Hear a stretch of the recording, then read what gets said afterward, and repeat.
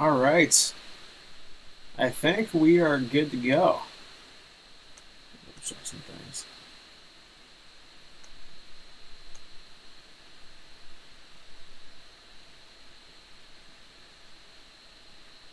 Hey, there we go. I already see Trevor in here and Nicola. How you guys doing?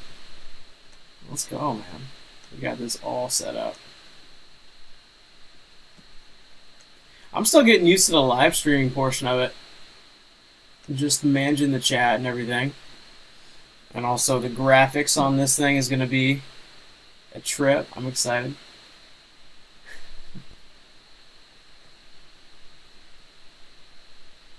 All right. Hey, what's up, Nick? How we doing, man? Let me get this tweeted out.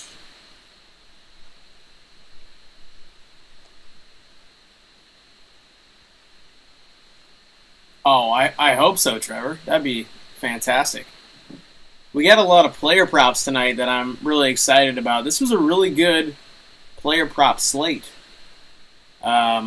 We could see a lot of early offense, and hopefully we do, considering we have the over in this Rays Twins game. We have Lindor. Hey, I appreciate that, Nick. Thank you. Yeah, I'm really excited to get started over there. It's definitely an upgraded career path for me, so I'm excited. It's an attempt. I'm trying with the stash. I'm trying. We'll see how long this keeps up.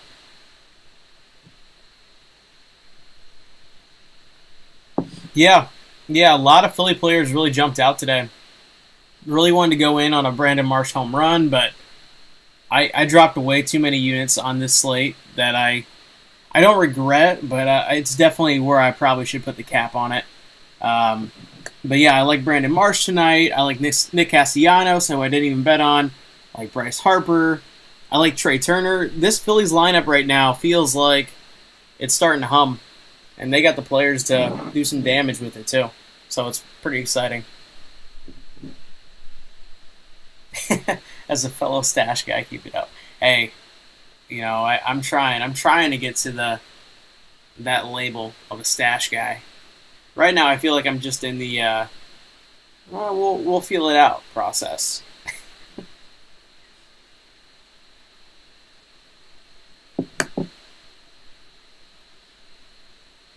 But yeah, guys, what are you guys betting on other than, I guess, if you tailed today's slate over here, what are you guys also interested in any sport, I guess? I'm curious. There's a lot of things you can bet on today, especially if you're a tennis guy, too. Any dogs we like to go up too early? Let's take a look here.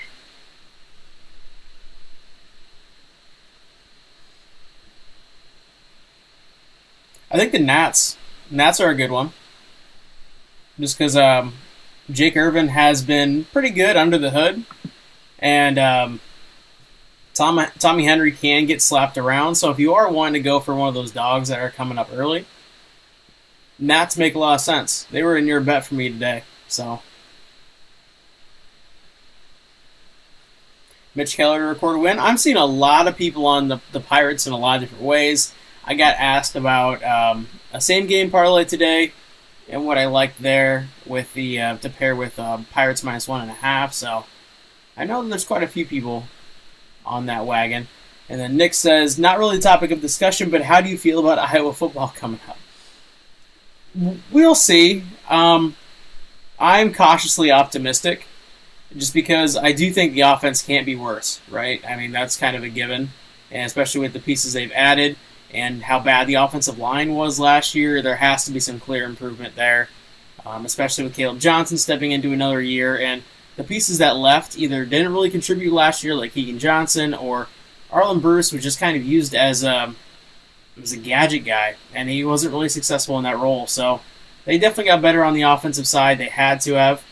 And as far as defense, that's where I'm most concerned, man. I mean, it's different to be concerned about a defense, but we have seen lulls like 2013 where Will they lose a lot of pieces in that linebacking core and the secondary and all at once? Even on the defensive line, they've lost some pieces.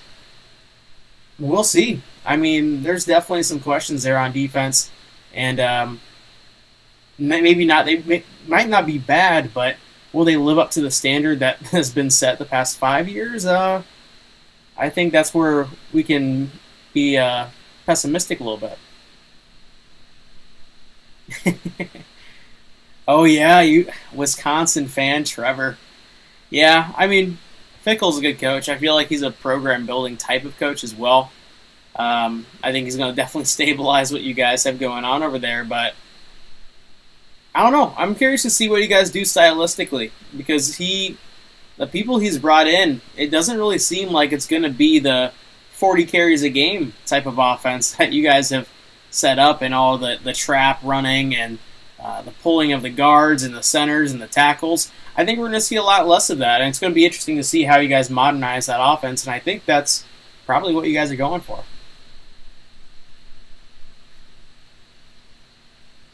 Oh, you got Mitch Keller at plus 115 just to record the win. Oh, that's pretty good.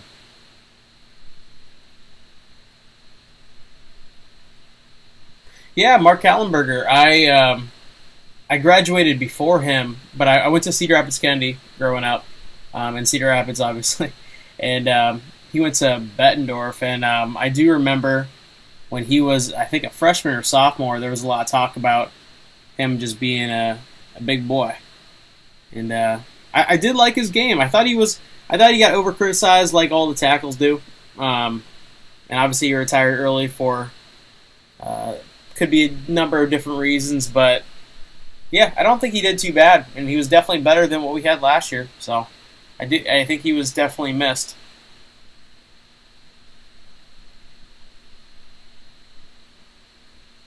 Yeah, it's going to be a lot less of Wisconsin takeover games in the rushing attack. That's 100% true.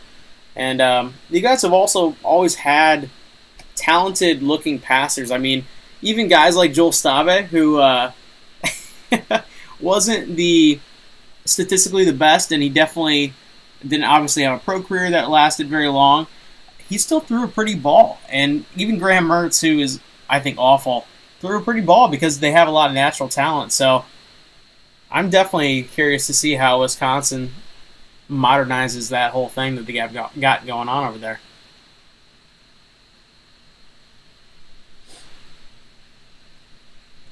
Yep, I went to North Scott, and he went to North Scott before going to Bettendorf. Oh, okay. Oh, that's pretty cool. Yeah. I think both Kallenbergers were, I know, pretty famous or notable down there. So that's pretty cool. Let me do this real fast. All right. Oh, yeah, let me get this tweeted out before I forget. But I appreciate you guys for stopping in. This is awesome. I think it's going to be a good time. Does it ever discourage you if you lose CLV on a play? For example, Twins Rays over under wins at 7.5. Or is that just the name of the game? It's just the name of the game. You know, you never really... It's almost being like conspiratorial if you try to guess why certain lines are changing.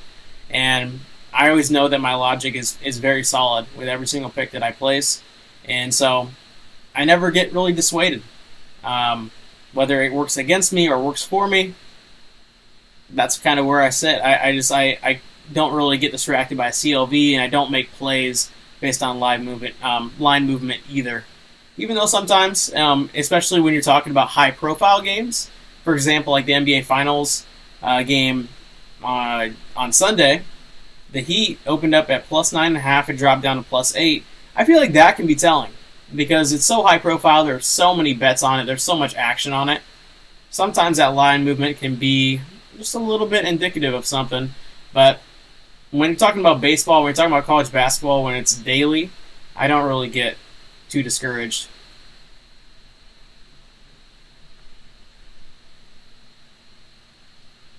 Hey, what's up, Tom? Good to see you, man. I am very stoked for college football. College football is where I started out. I mean, that's why my Twitter name is RobDFB. I was covering the NFL draft for my first 3 years and nothing else, and then I jumped into Iowa football analysis, and yeah, that's really where I got my start. Just going to coaching clinics, watching coaching clinics, doing breakdown tape of NFL draft prospects. That was my bread and butter. So I'm very excited for college football. Missed the last one. Wasn't going to miss this one. Yeah, last time we were working through some kinks. I think the audio is a lot better this time. Maybe you guys can jump in and confirm that. But what happened was my mic preamp wasn't plugged in all the way, and so it was recording out of my my computer mic, and quality was not up to my standard that I like. So hopefully it's a little bit better this time.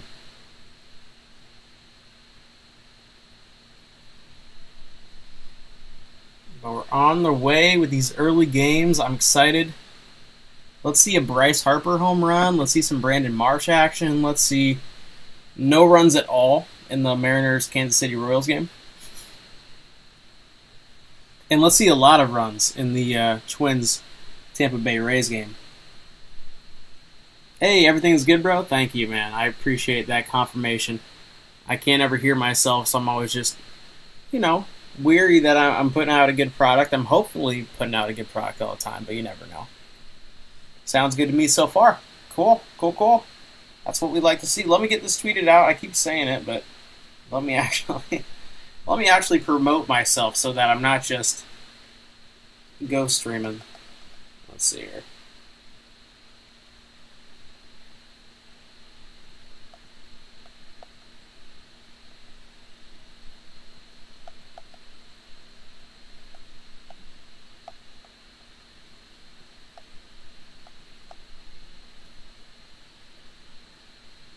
All right.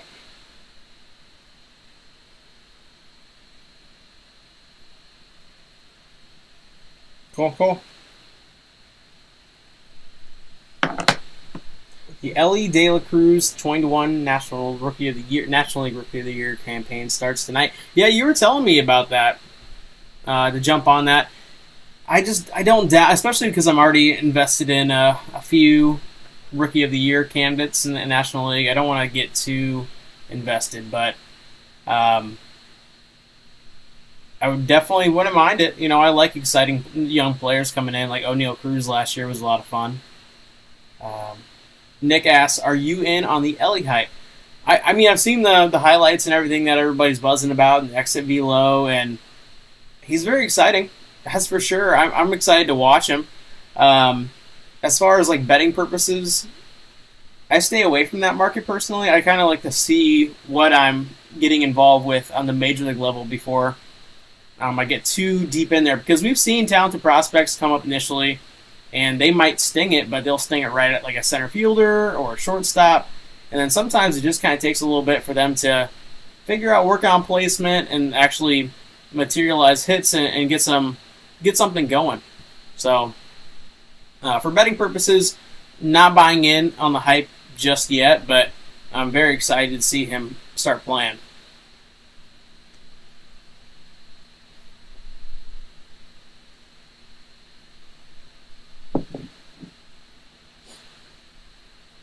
All right.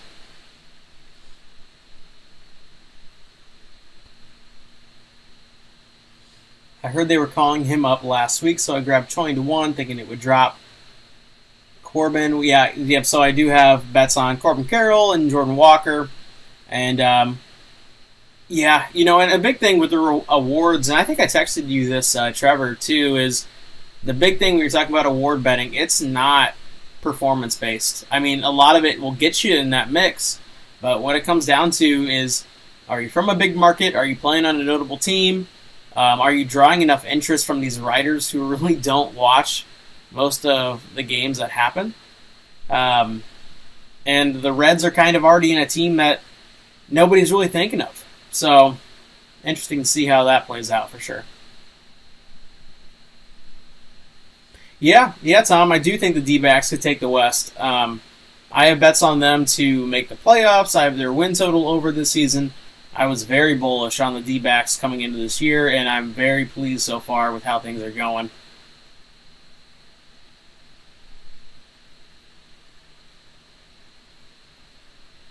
Hey, what's up, buddy? How you doing? Good to see you, Kev. Yep, we're a good start here with the Marlins and the Royals. Very good start. Would love to see a lot more of that. No more runs at all. I'm greedy, but I'll take it.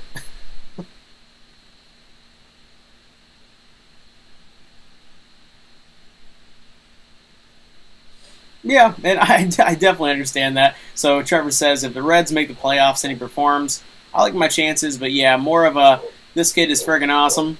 I'm grabbing Rookie of the Year. Yeah, and those are sometimes pretty fun. I don't bet for fun as much as I used to, just because I don't know I just kind of am so dialed into placing like logical bets and just kind of shaping my mindset to that I don't have fun with betting as much as I used to. But yeah, I'll sometimes do that, especially on like my birthday or something. I'll bet robin home runs or whatever else. So I definitely get it. Luis Ariz, okay. I mean he's been roping it, so over 1.5 hits, you might be sitting pretty, especially once Greinke gets out of the game. Oh, as I see, okay, it leaked out. Kev says, I'm alright, just chilling, ready for some baseball. Yeah, man. Dude, I don't understand how people can't enjoy watching this sport. It's so fun. Like, I have the 3 games up right now, and I feel like I'm hanging with my buddies right now, and I got a beer in my hand, and this is just perfect. I love it.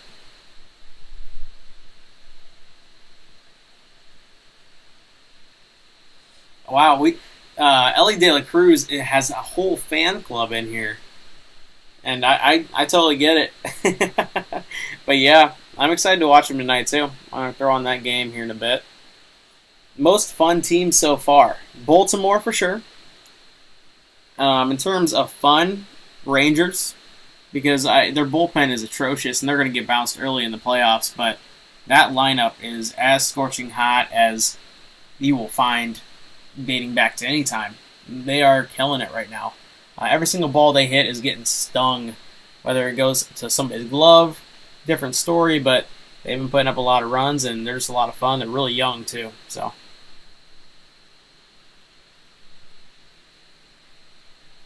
Baseball so underrated, just wish there were more day games. Yes.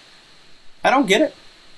I don't understand why there's not day games every single day. It just doesn't make sense to me. There definitely should be, in my opinion. So I'm right there with you, dude. Hey, what's up, Mikey? How we doing?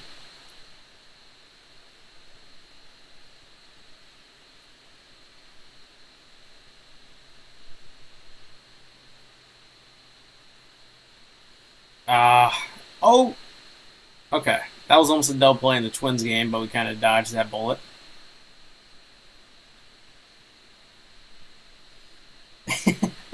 Yeah, you really can, Trevor. Even if the guys that don't play every day, like a Leody Taveras or Ezekiel Duran, if they come into the fold, those guys are live. Even if they get like well, I guess a lot of bets will void, but even if they came into the game and got like one pinch hit at bat, they could hit a double. That lineup is deep, it's young, it's exciting, and they're just stinging the ball. It's a lot of fun. Was watching KBO over the weekend. Stadiums are packed. People are singing and dancing the whole game. Really fun product they are building, says Nick. And yeah, I've watched a lot of those KBO games, especially during when COVID first hit and they were the first real sport to come back and be bettable. I was watching a ton. I was watching a ton of KBO. So fun. So fun. Haven't watched much in 2 years, but I don't doubt it. Yeah, they really they go out for their teams, and that's awesome because you don't think that baseball would have that kind of world influence until you watch like the World Baseball Classic, which was also incredible. Um, That was just one of those spectacles that I'm glad I watched.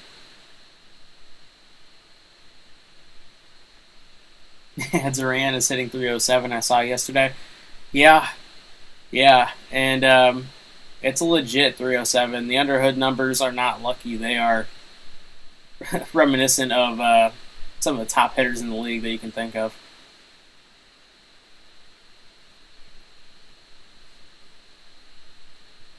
Hit two first pitch props for 25 units. Now we're just chilling. Like, you mean just betting on strikes and balls? Is that what you're talking about? Which games did you which pitchers, I guess, did you bet on for that? That's funny.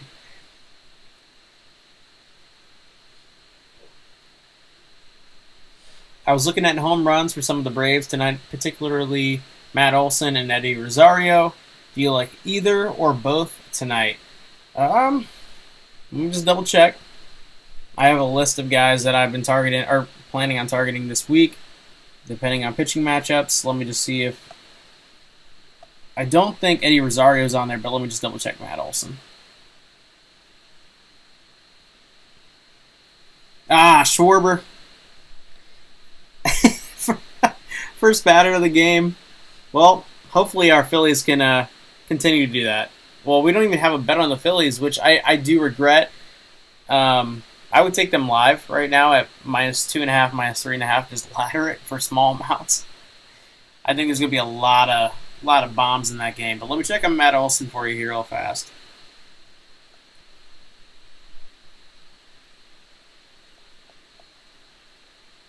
No, Matt Olson did not make my cut, so neither Eddie Rosario or Matt Olson. Ronald Acuna was on my list.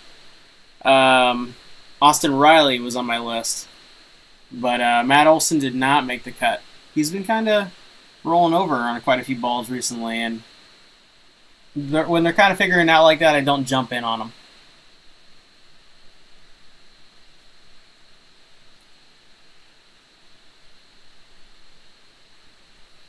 You bet. Yandy. So you bet Yandy to like take a ball or get a strike, or what do you do there?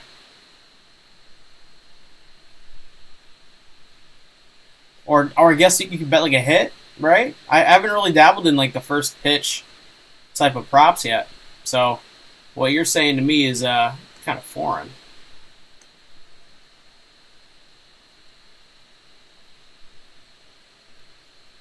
Oh, I see what you're saying. You said I bet single, extra base hit, and other. Okay. And oh wow, and he singled. Yeah, okay. Nice little pair. And we're out of the first inning, boys, on Marlins Royals. Love to see that. There we go. Good little start.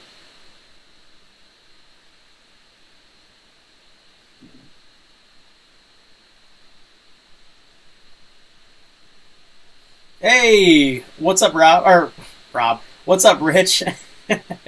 Been being to ask those hits plus runs plus RBIs, but common to most, but I just can't find it on mine. Yeah, so the hits plus runs plus RBIs, those are, I believe, as far as like the national books, they are DraftKings pretty much only. I don't know why they haven't picked up on other books yet, but right now it's pretty much only DraftKings. And then as far as like local books, a lot of local books will actually have them, and a lot of offshore books will have them as well. So if you kind of shop around a little bit in your local area, you might be able to find some of those hits plus runs plus RBIs props. A good way to approach those if you don't have them would be to do cut the bet in half or cut it down 1 unit and do total bases, and then maybe even do like a half unit on a walk, just in the event that they don't rack up a base because of just getting walked on 5 pitches.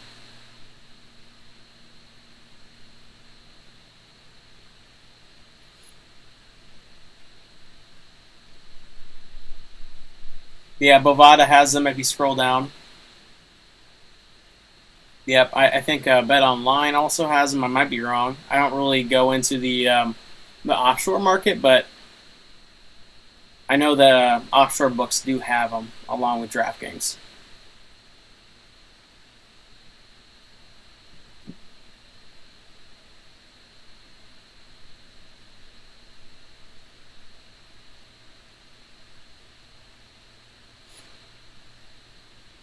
Bryce so close. Wow. I guess my stream must be a little bit behind on the the Phillies Tigers game because right now he just took a.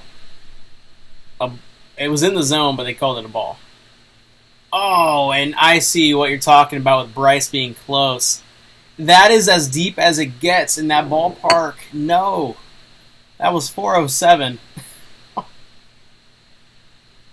Wow, that's going to be one of those tweets from Would It Dong, that Twitter account, and it's going to be saying it's a home run in 28 of the 30 ballparks, probably. Probably not Oracle or Fenway or Philly. Oh no, you're good. No, you're good, Nicola. Honestly, I don't mind if you spoil it for me because I like good things, and I don't really mind. I don't really mind the whole spoiler thing. I know I'm watching on a live stream over here.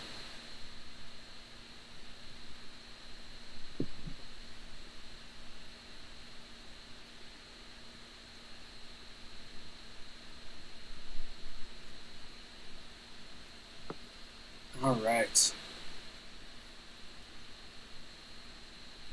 Well, let's see some Phillies get some offense here just so we can get more guys up. And then we got some games coming up here pretty soon.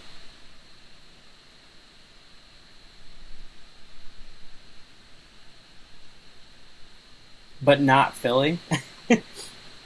What do you mean? What do you mean by but not Philly? I definitely want Philly to score some runs here. That's for sure.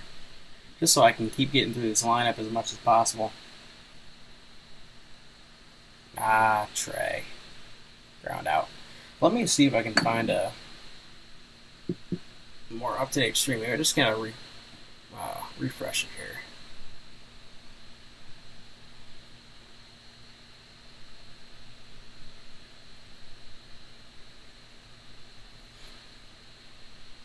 There we go. I think I found. Yep, there we go. I just need to refresh it. Apparently, it was just behind a little bit on MLB TV.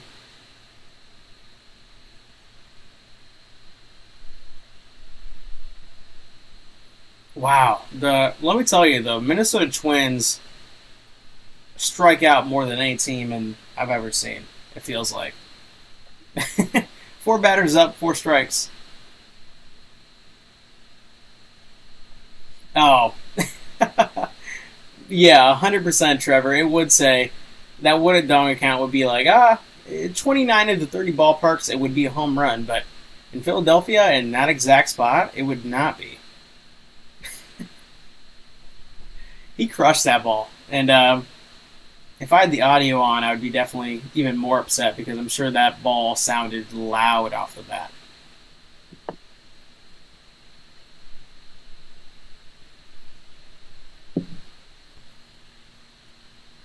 Oh, let me update these graphics here. I'm so bad at updating the graphics. The last time we did this, I was like 3 innings behind.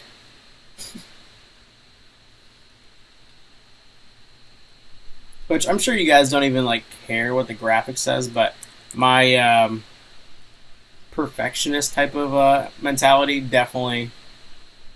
I would even say like OCD just drives me crazy when I'm not up to date on it. I forgot who. Padres hit a ball to center field and hit the wall 5 to 6 inches over from where it drops down 1 foot. Weird outfield wall, but same situation. Yeah, there's a lot of ballparks that are just absolute teases that they want to ruin your night when you bet on a home run prop. Last night in Rogers Center, Tigers just drove a ball, but right into the glove. Last night, obviously we got Varsho on the home run prop, but we almost got Vladdy. I don't know if you guys saw that, but Vladdy scorched the ball. Absolutely scorched the ball off the wall and just barely missed a home run. But he still cashed us a double on it, so we got the total bases prop over, and that's ideal. We'd love to see it.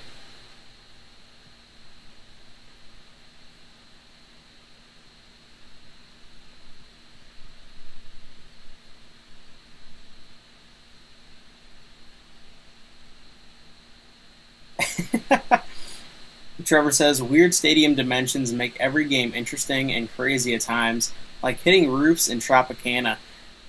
Yeah, yeah, I do like that each individual ballpark is unique in its own way. Like there will be mini walls, there will be the pesky pole or the green monster, or just like short porches in weird spots and deep porches in weird spots, and yeah, I do like that too. I do like that. There's every single ballpark is unique because you look at a football field and it's just a football field. You look at a basketball court, it's just a basketball court. But baseball is the only sport where I think they had a lot of chances to get creative and unique, and you really feel like you're in a different team's um, building or on a different team's field, and that's definitely something that's unique to baseball, I think. Mm-hmm. Yep. So the warehouse built in the Padres wall. Yeah. I mean, that's like playing in Sandlot. It's so cool. Name me another sport that gets that creative. I can't think of any other sport that really does it like that. I mean, you'll have good skyline views and then good surrounding um, structures, but not that are actually like in play. So yeah, it's awesome.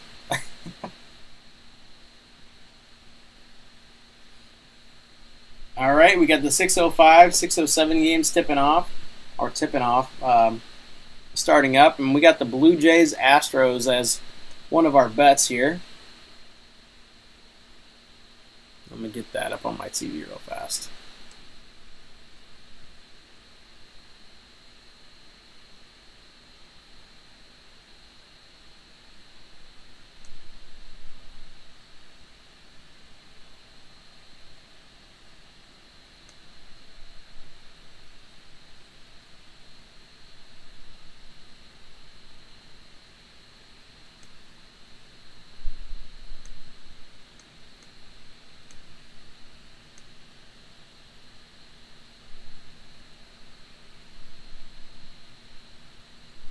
There we go. I got the Astros up here.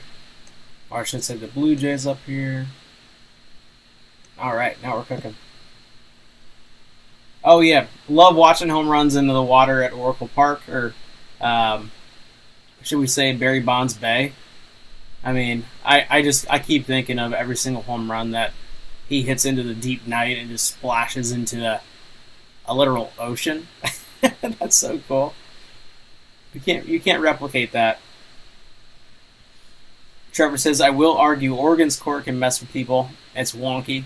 Same with the WCC conference tournaments court. Uh, it's hexagon, neon blue. Yeah, yep. Same with like Delaware State's college basketball court. I know that's a very obscure team and they were very awful, but their court also has like the honeycomb look to it, and it's definitely like psychedelic. I can't imagine pulling up to the three point line and then just kind of seeing that at the glimmer of your eye. Weird.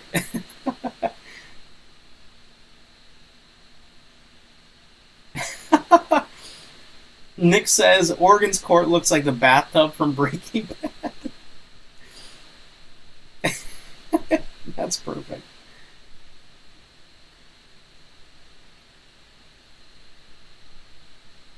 No, not the Blue Hens, Trevor. That's Delaware. So I'm talking about Delaware State. What are they? The Wasps or the Hornets or what are they? But no, not the Blue Hens. Not the Blue Hens. I'm talking about the SWAC or the no MEAC, the MEAC team.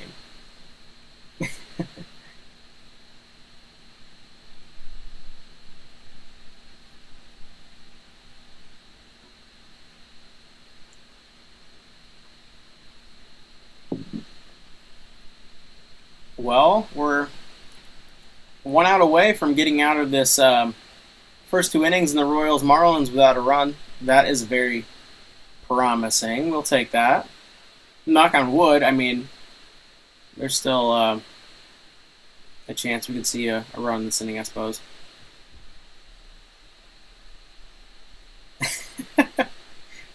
Yeah, me and you both, Trevor. I can't wait for college basketball too. I mean, sports are just fun in general. I could find excitement for any upcoming season. I mean, my best betting sport is definitely baseball.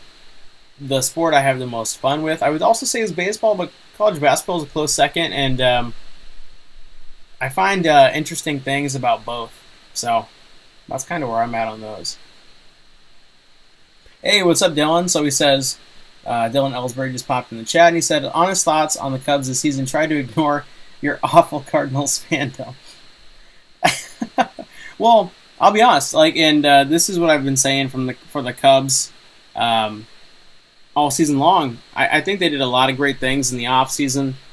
I think there was a lot of inherent value that accompanied them just because of the moves I think they made, potentially paying off, and then also kind of what their expectations were coming into the year. I thought they were going to exceed them, and I do think that lineup can definitely, and I mean definitely, start putting up a lot more runs and a lot more offense.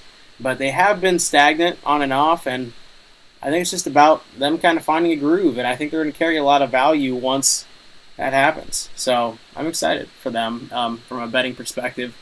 Hopefully they don't do well against the Cardinals, but I think Cardinals are on their way out anyway. So, hey, what's up, Lane? How we doing, buddy? Just popping in to say, what's up, my guy? I'm currently doing some side work. Hey, there you go. Love to see that. That's awesome, Lane. Well, thank you for stopping in, man. I love seeing you, not only in the chat, but on Twitter and on YouTube and whatever else. And yeah, man, it's good to see you.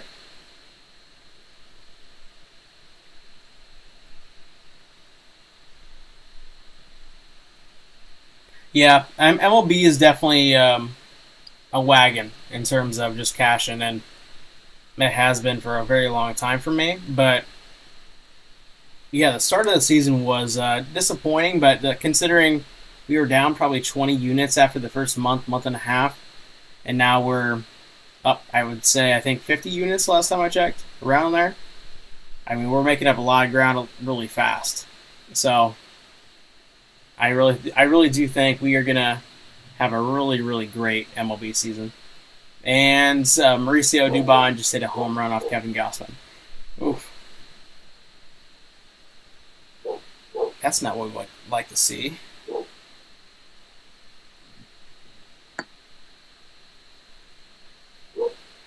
It's nice to say what up in person. I appreciate all the content. Well, thank you, Lane. I do appreciate that. I definitely do get a lot of gratification out of posting content and just interacting with you guys and seeing the community that we've built over here. It's pretty cool. I really do enjoy it. And Brandon Marsh just caved. It's funny. I have the Phillies and Tigers on the bottom screen along with the Astros and Blue Jays, and just nothing good is happening down there. Maybe I need to switch up where these teams are located on my screen.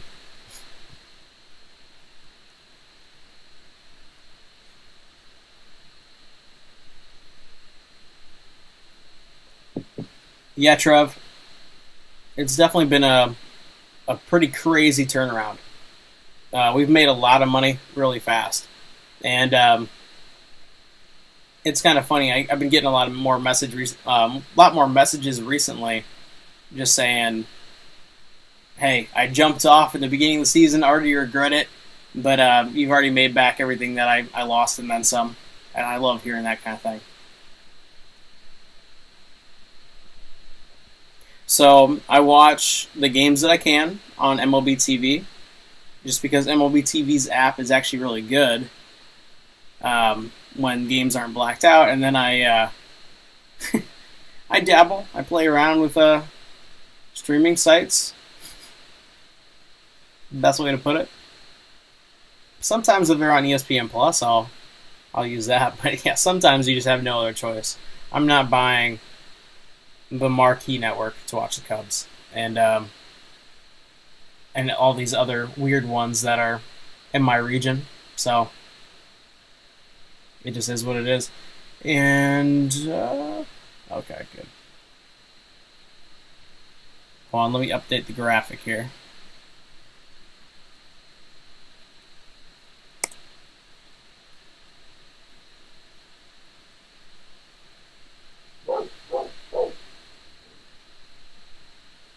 it would be really ideal if the Twins and Rays could start scoring anytime soon.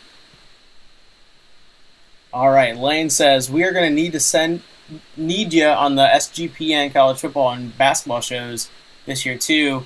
I gotta see you link up with Colby and the boys. Yeah. The one time that I went on there on the live show with them, it was so fun. And even behind the scenes, Colby is a good dude. Noah's a good dude, and I talk to Ryan probably once a week still. Not on like Zoom or anything like that, but we'll talk on like Twitter DMs, and he's such a good dude. Really cool what they got going on over there. They're funny, they are entertaining, they're everything. They got the full package, and they're also really good bettors. So, yeah, I would definitely love to do that, and maybe even go out to Vegas with them. I know they went out to Vegas for round 1 of the NCAA tournament. I would love to do that next year. That'd be awesome. And Jesus Luzardo is looking real sharp right now too, guys. So that under. We're going to get some length out of Greinke and Luzardo, I think, and that's what we're hoping for.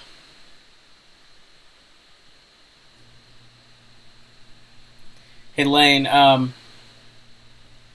DM me on Twitter, and I'll hook you up with a good site. It'll have every single game you can ever think of in any sport, and good quality. Man, the Rays are putting some good swings on balls, but they're just not getting grass, unfortunately.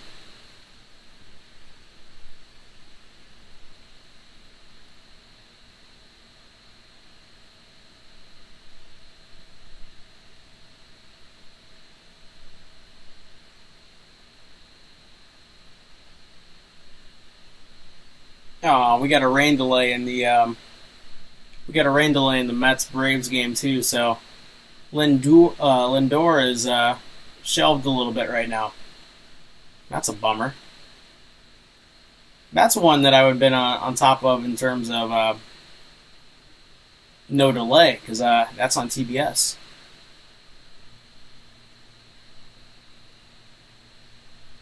No Twitter, but I'm going to scoop MLB TV in a few weeks. There you go. Yeah, I mean, MLB TV, the streams that do work, they're fantastic. But if you live in the Midwest, be prepared to be blacked out on half of the slate every single day. Because if there's one team in your blackout region or your network, and even if they're playing like the Dodgers, who are way out of it, you can't watch the Dodgers broadcast, and you can't watch that team's broadcast. So, it's a delight. It's always super fun.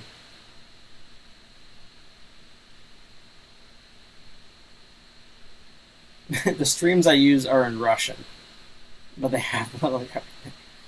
I don't listen to my streams in Russian. I definitely am not that deep into it, but I have a really good stream site with non-Russian commentary. So,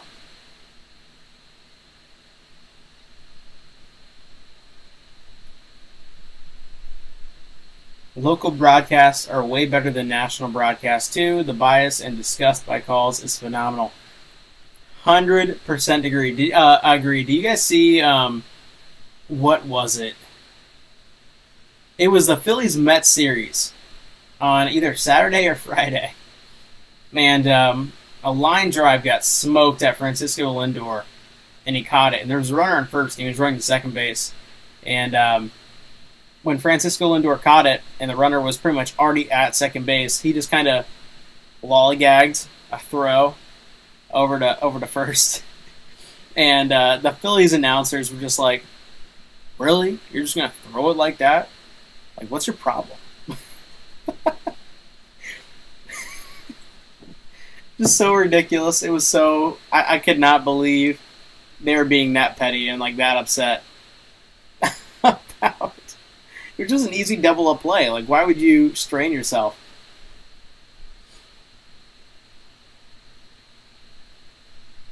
Yeah, Trev.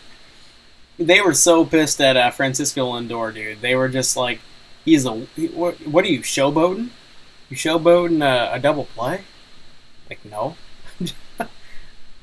Yeah, not Keith, because Keith is in the Mets booth. And I don't think it was Crucky either. I don't think it was John Kruk. I think it was somebody else. I just don't really know who it was. I'm blanking. Kev says, I usually watch without audio, but they have like beach soccer and table tennis and weird sea league hockey and stuff. Yeah. Yep. Yeah, that's you're in it deep. You're definitely in it deep. You're probably ahead of the books if you can find live lines on those weird sea league hockey games.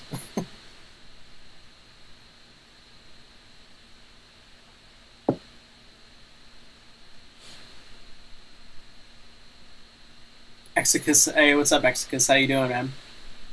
But you said the Brewers one you posted about scratching Wainwright was like, what were they on about? So, for backstory here, the Brewers played the Cardinals. This has to be like 1 or 2 weeks ago now, maybe even more than that. But Wainwright was scheduled to start, right? And everybody in the MLB knows, and Major League Baseball knows, that the Brewers suck against lefties. Their whole lineup is awful against lefties. They are lucky if they score 3 runs in any start against any lefty. And so instead of throwing out Adam Wainwright, they called up their young pitcher, Matthew Liberatore, who's a lefty. And the Cardinals predictably pretty much shut the Brewers out. I think they either won 3-0 or 3-1. It was a low-scoring game, and the Brewers just couldn't do anything offensively. Surprise, surprise. And their post-game crew took real issue with them scratching Adam Wainwright for Matthew Liberatore. They said, of course, the Cardinals draw it up a certain way to bring in a lefty. It's like, yeah, that's called strategy and being, a thoughtful organization. I mean, I didn't get that upset. Why they were upset at all? yeah, Dillard. Yeah, Dillard was so upset about that strategy being used. It's like, what are you bitching about, man? That's baseball. Like, how long have you been involved with this sport, and you don't think that teams are going to adjust their rotations and call up guys to face certain lineups and cater a more favorable matchup to those guys? Come on.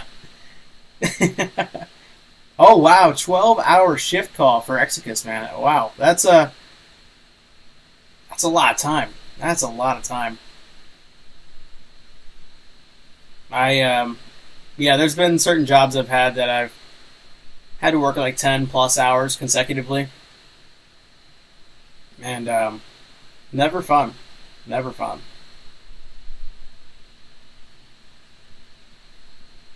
Oh, 8 hours, 7 days a week. Oh my gosh. Trev, what do you do, man? I don't think I've ever asked you that. But that's an insane schedule. That's a lot of work. That's a grind. I guess, if it's making it, it's worth it, then it's worth it. But holy hell, that's a lot of work. A lot of time to put in. Big time commitment.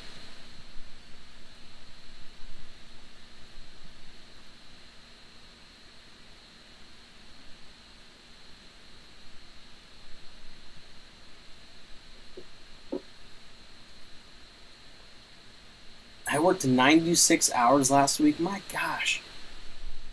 What are you guys, like the biggest workaholics ever? Holy hell.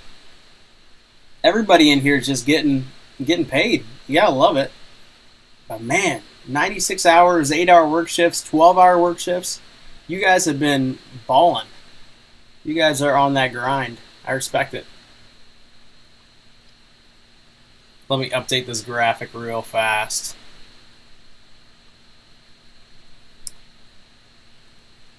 I would pay somebody like $10 an hour to be like a producer and just change the graphics at this point. I'm so over it. It's really not a lot of work. I just have to erase the 3. It's just remembering it that I'm not good at.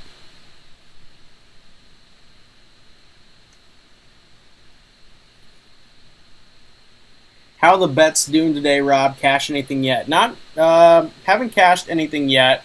Um, Royals Marlins is in the 4th inning, no runs. Love to see that. Um, as far as player props go, no hits from our guys yet. The Mets game is on a delay right now, and man, the Twins and the Rays are stinging some balls, and they are just not landing in grass or on turf rather. Crazy. Look at that stash. Is the stash really coming in well, or are you just guys like fucking with me? Because I don't know. I feel like it's still definitely a work in progress. I'm trying. I'm definitely trying, but I don't know how much I can really do.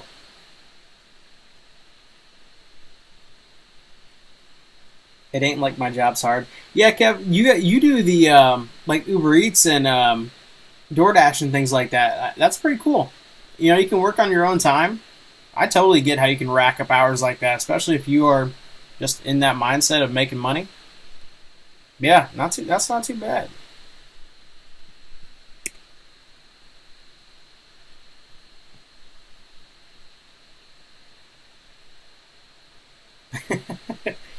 We all like. I think everybody in this stream, whether it's the chat or me, I think there's one thing we can agree on, and that is that we all like money.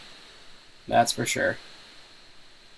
I just walked in and I got a vodka in my hand. Yeah, let's go, Adam. Good to see you, buddy.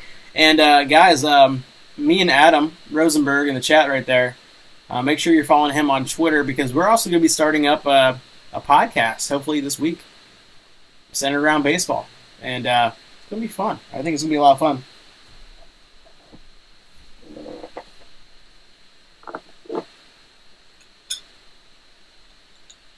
I got an Ice Mountain at work. Hey, you know, no shame. Obviously, don't drink on the job. Keep those jobs. Don't be a total degenerate. We already have enough of that aspect in our lives.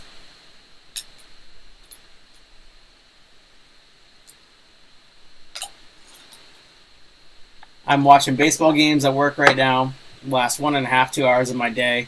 I can watch the quad screen on my computer. Hey, that's awesome. That's awesome. The stash has to stay. I agree with Adam.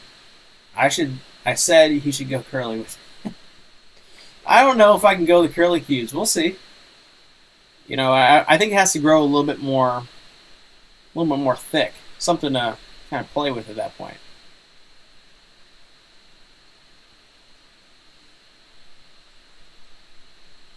Magnum PI.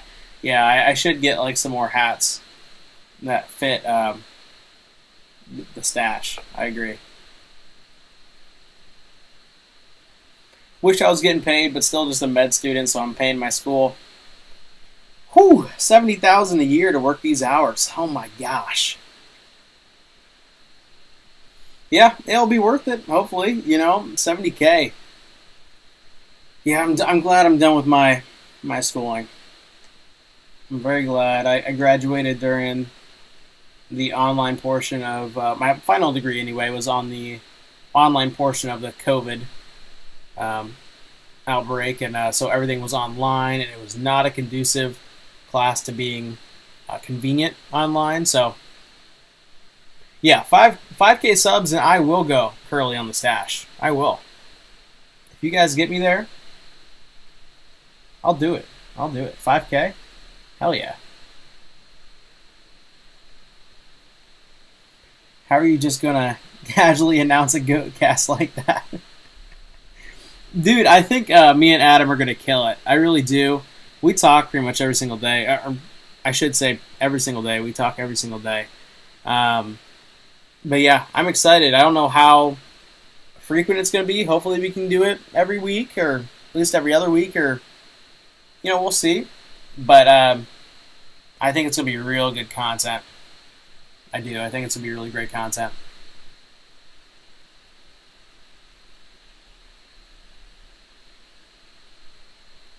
Yeah, soft announcement. I should buy a billboard and right next to my local casino, just to let everybody know how they can win some money.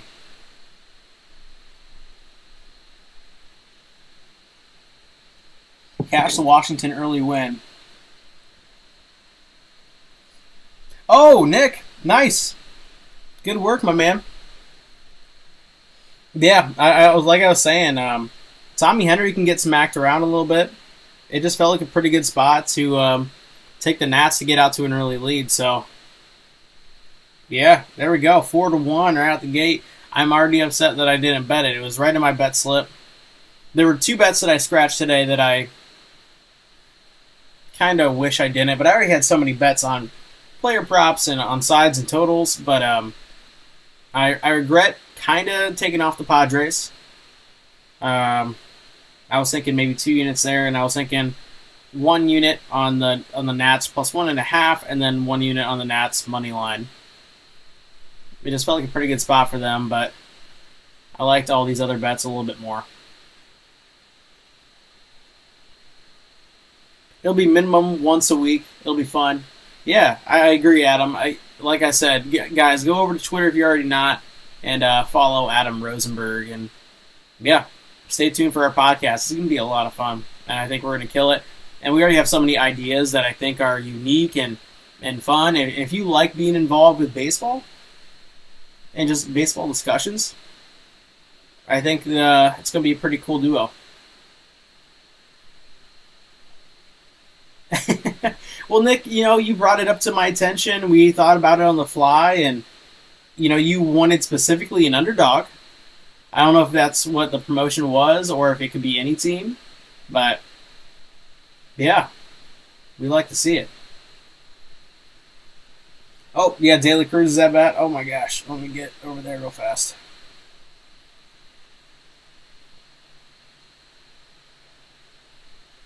Okay, I got Ellie De La Cruz over here on my phone.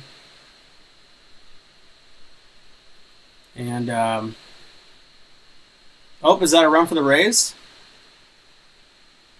Okay, good. We're on the board finally in that Twins Rays game. About time.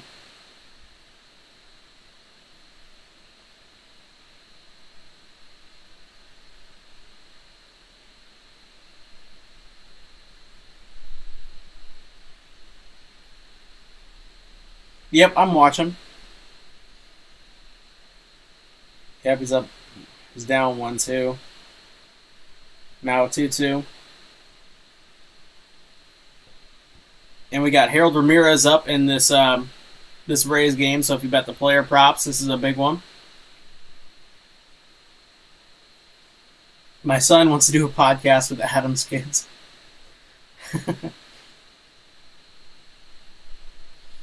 Yeah, go follow Adam. Plug your the daughter's Twitter, the betting Twitter. I get that cracks me up a little bit. Full count on Ellie Cruz.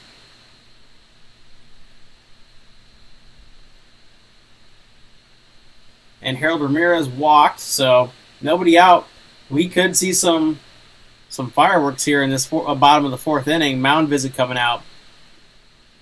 Louis Varland gives up quite a few bombs, so watch out, boys. We might see some 3 or 4 runs here in this bottom of the 4th. And De La Cruz walked. Okay.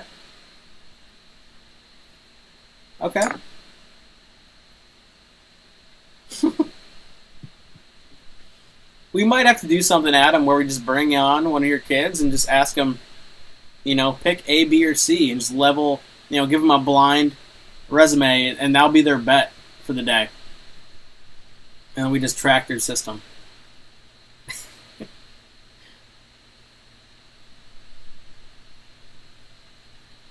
We'll just track their overall record at the end of the year.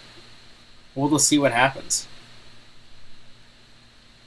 I think that could be really funny because imagine if they just go out to a 50-30 win-loss record and they're picking a bunch of dogs too.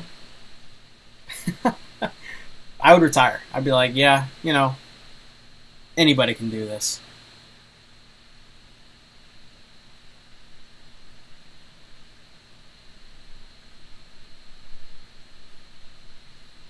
Ellie De La Cruz walked. Gonna bet on his next plate appearance.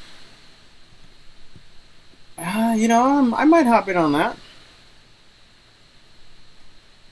Why not?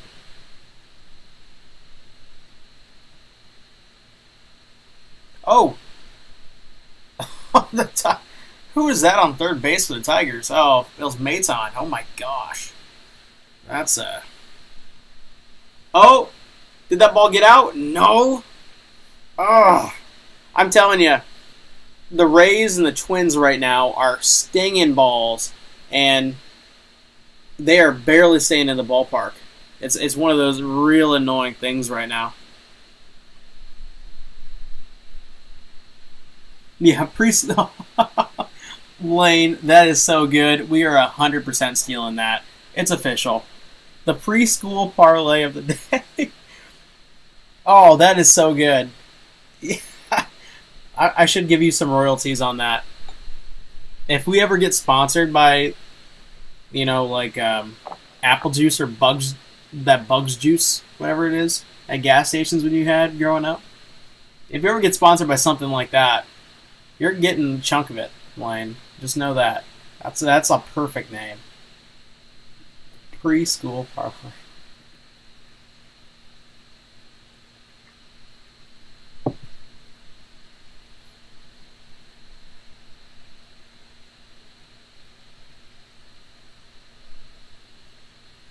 Yep, Gossman 5Ks and 6 outs. And give up a freaking bomb. Oh, Brandon Belt, though, is kind of trying to get us back in this game real fast. We're still in the game, I guess. But, yeah, Pamper. The preschool parlay of the day brought to you by Pampers. Pampers Cruisers. And did the Rays just get something done? Yes, they did. The Rays are starting to find some grass with just some dink and dunks.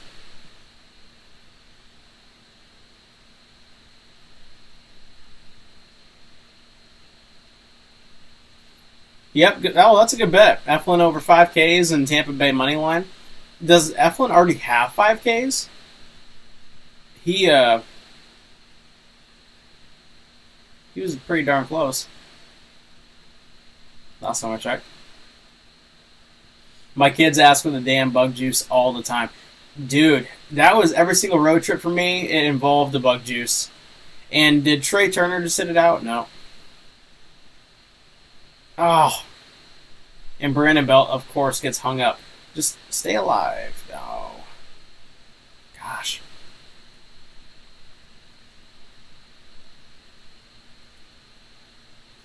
Alright, let me update the graphic here. Let me get this situated.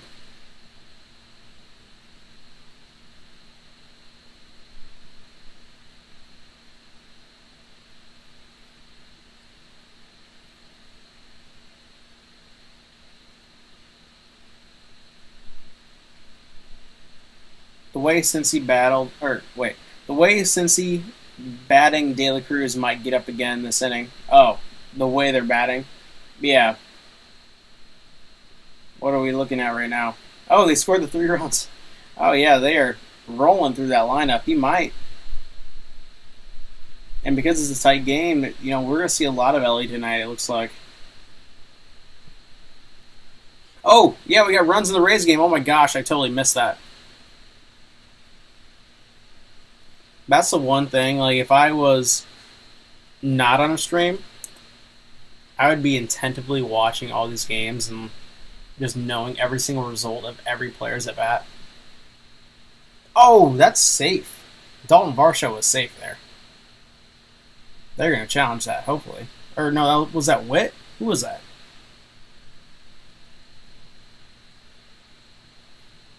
He was so damn safe. What are they looking at there?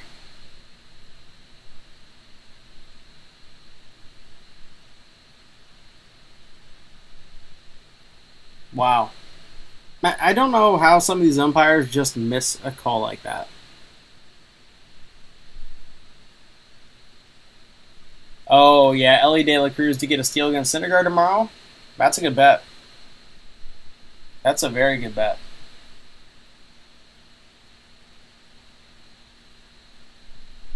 Yeah, what is this first base umpire looking at, Trev? He was safe by 2 feet? Yeah, Varsho was way safe.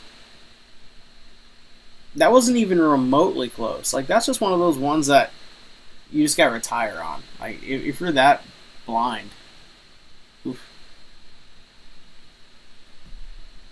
Are the Nats going to nat and blow this lead?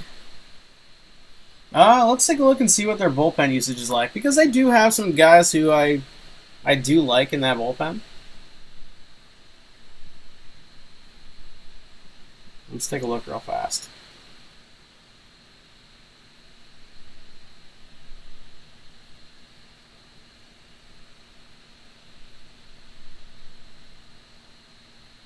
Well, I'll tell you, the Nats have a really fresh bullpen today. They can hold on to this lead, and I do like Jake Irvin, too. I don't think he's that bad of a pitcher. I know the ERA wouldn't suggest that, but a lot of the under the hood numbers for him are promising. And if he can cut down on walks, I think he can do some damage against some good lineups, too.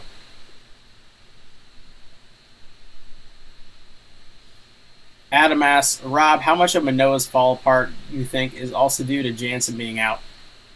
None. I don't think it has anything to do with that. I think Manoah. Oh my gosh, JT Romuto foul. But no, I don't think it has to do with that at all. Manoah can't control his slider at all. It's not sharp. It just nose dives. He can't throw a competitive pitch when it's a 1-2, 0-2 count. And that's what he was great at last year. And, you know, his under the hood numbers in terms of hard and soft contact and medium contact aren't terrible. But he's not missing that many barrels, and he's not missing that many bats, period. And that's kind of what you have to do if you're a power pitcher. His confidence is shot. I mean, he's not talking as much on the mound. He's not walking with so much flair, but he's even if it doesn't matter if you put Yadi Molina behind the plate at this point, he just doesn't have it.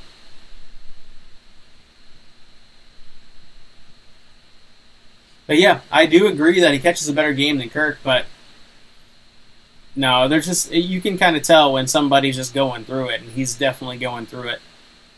For sure.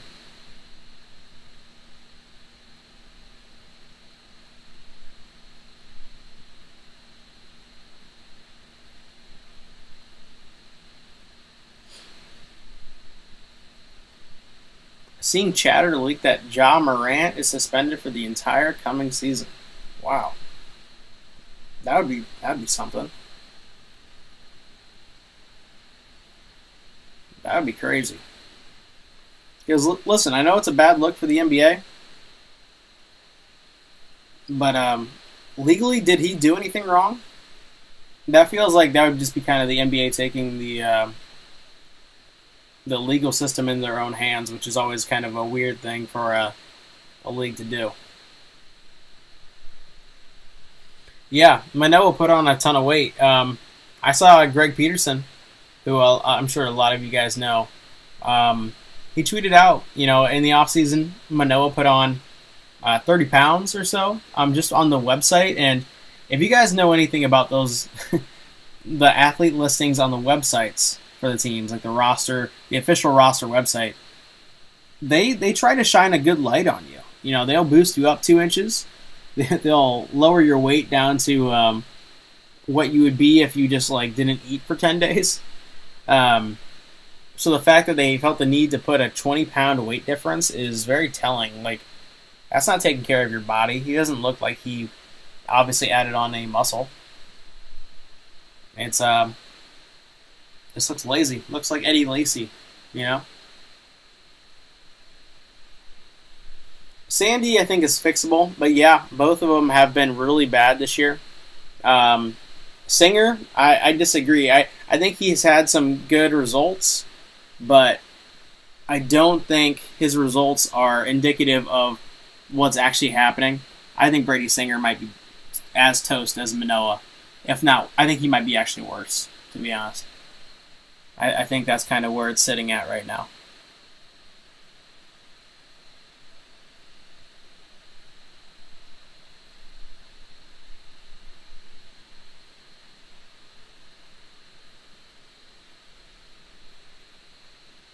Yeah, Ja. Yeah, regardless of whether or not it's legal or anything like that, Ja is definitely fumbling a bag.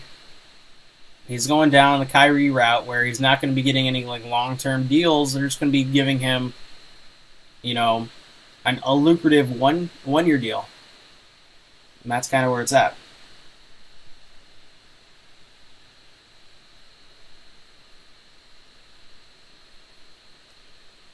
Yeah, I don't know what Ja's. It seems very avoidable. Just don't put yourself on Instagram Live wielding a gun. Seems pretty straightforward to avoid punishment if you're Ja. I don't get it. I don't know what's going on in his head at all.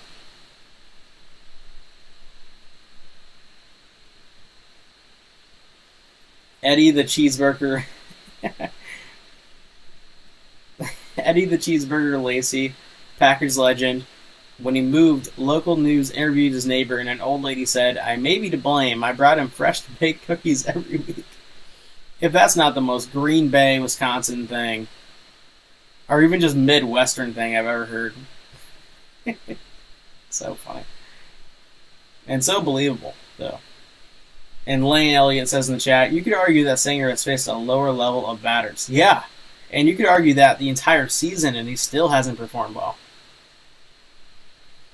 I am way out on Brady Singer. I think he's in deeper trouble than Manoah. And he's the type of guy that I think could go down the Shelby Miller track. I really do. And also, that I brought up his name, good on Shelby Miller. What a turnaround. I mean, that guy was as far gone gets for a professional pitcher. And didn't even go to overseas, I don't think. Just kind of grinded it out, got another shot, and just performed. That's impressive.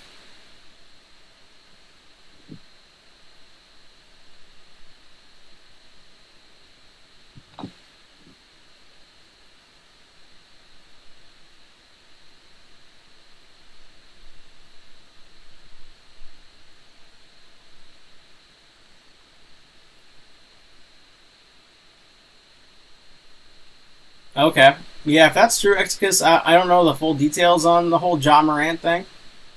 But yeah, it's definitely not a good look for the NBA, and ultimately, they kind of are very cautious when it comes to that sort of thing, especially the NBA. Singer Day means something big different this year. Yes, it does. He was a great, exciting pitcher last year who was K'ing a lot of guys, and I was getting behind him quite a bit, and yeah, now it's just disaster.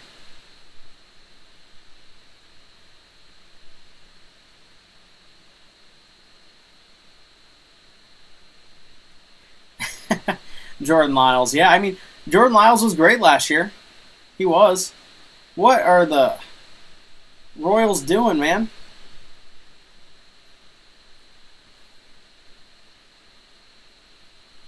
Yeah, Trev, I just saw that play. What in the hell are they doing to us right now? Ugh. But what are you doing, man? Bobby Witt. That's just what you call a team not being cohesive and being young and inexperienced and not having the confidence to just know what you should do in that spot. What are you doing? You look back the runner on third, and you either go home or you go to first. What are you doing trying to make this close play at third base for on a flip?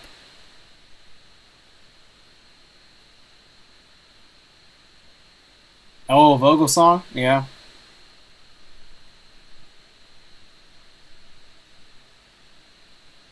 Future Oriole Patrick Corbin. Patrick Corbin's been really good this year. He's going to be, like the John Lester going to the Cardinals type move where he has enough left to help, secure that fifth spot in the rotation in the regular season. We're going down that September stretch. He won't pitch in the playoffs for any team, um, but he's going to be a good guy just to get you some wins down the stretch if you are looking for a. It's crazy to say it, but a reliable fifth starter, a reliable enough fifth starter.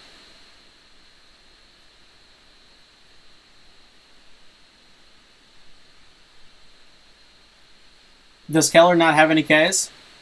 Is that what's going on? Let me check something real fast. And I did tell a very avid listener of the YouTube channel and a big person that's always interacting with my tweets. He asked me what I liked to pair with the Pirates -1.5 tonight in the same game parlay. And hey, there we go, Rayleigh. Love to see that. The bombs are starting to come. The runs are starting to come. But let me check something real fast. Caprillion, no strikeouts. Oh, I hate giving bad advice on the fly. Even if I don't bet it, I like to give. If somebody asks for my leans, I'll give you my leans, and I like those to hit because I don't want to steer you guys wrong. Man, and I do look at it pretty much every angle you can think of any given day. I will say, for bases loaded, nobody out. Greinke is one of the guys that I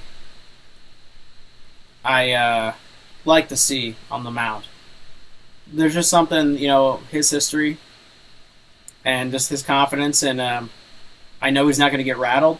You put a young guy on the mound with bases loaded, nobody out, and usually some extra base hits come. That's typically what happens. So I do like seeing Greinke out there. But knock on wood, there could be a grand slam coming up here. Who knows? Oh, Nick Cantini. Nick says the word you're looking for is Royals baseball, Rob. Yeah. They're awful. They are. That's putting it nicely, even, I'd say.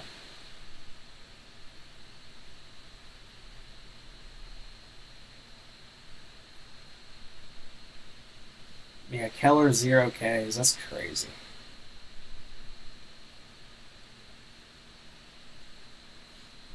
You think? Are you talking about Patrick Corbin going 6-1 down the stretch? Yeah, I mean, if the Nats can get him run support, which is the biggest issue,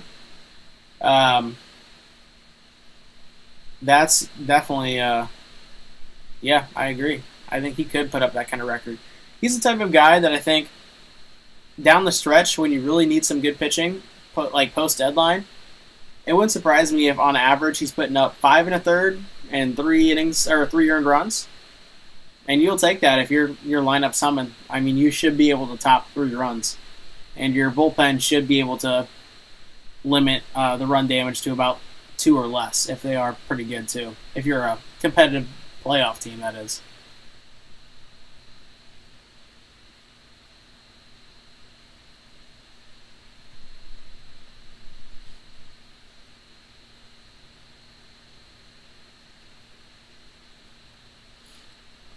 Wait, hold on. Solid ground ball guy too. Are you guys talking about Mitch Keller on the -1 on the ninth? I'm confused. I'm lost. I think I definitely missed some messages in the chat. I'm just kind of, hey, what's up, Morgan? How you doing, man? Great to see you.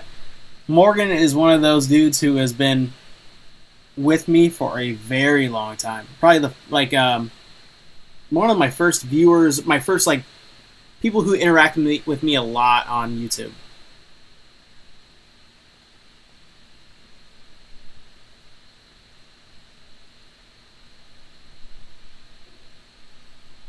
Oof.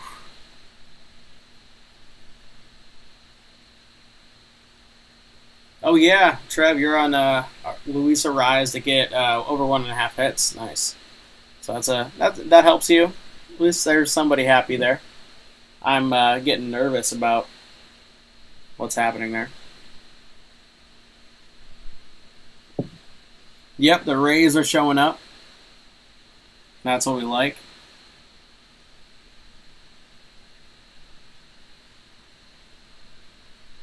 Oh, the -1 was about Greinke versus the Cards last week. He had bases loaded a lot, and Cards couldn't do anything. Oh, yeah. Sounds about right. Cardinals' offense has been driving me to the brink. They are just annoying. It's hard to watch that team right now. I just get frustrated.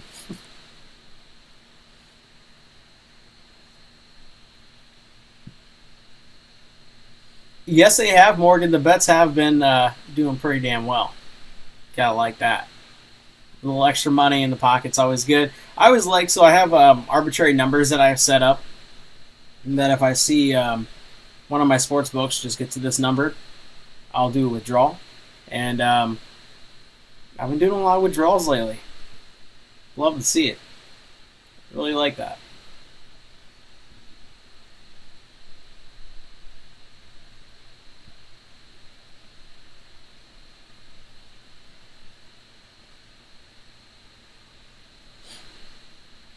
We're going to get out of this, Rob. Positive vibes. Just need a little ground ball help. Yeah, and what's kind of nice is, we've already built up a little bit of cushion for this over, or this under, rather. Only 2 runs to the bottom of the 5th, or with 1 out. So, I like staying optimistic. I would even surrender, 1 run for a pop fly to left field right now.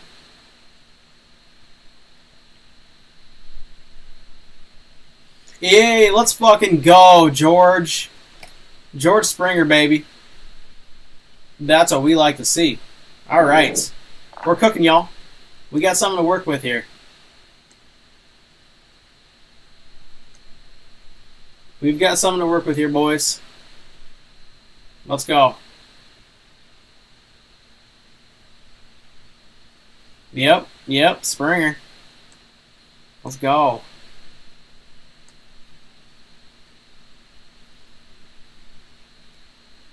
Let's go. Stutter man sends it deep. Oh, man. Adam, that cracked me. Stutter man sends it deep. Oh, my gosh. Yeah, that's the power in the impediment.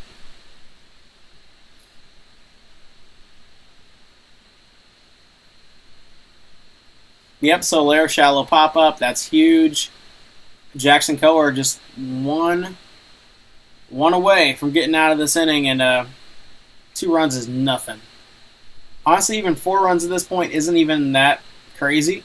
What we would be starting to fear is if they somehow get all these guys. Oh, shit. No, fuck. I just misspoke. Oh, my gosh. All right.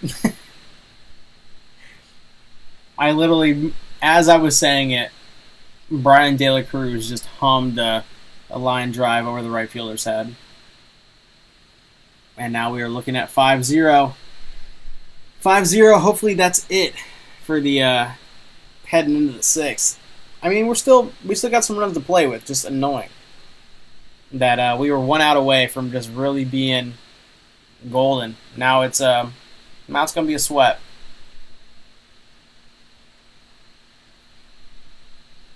Very similar ball games, these Twins, Rays games, and Marlins, Royals right now.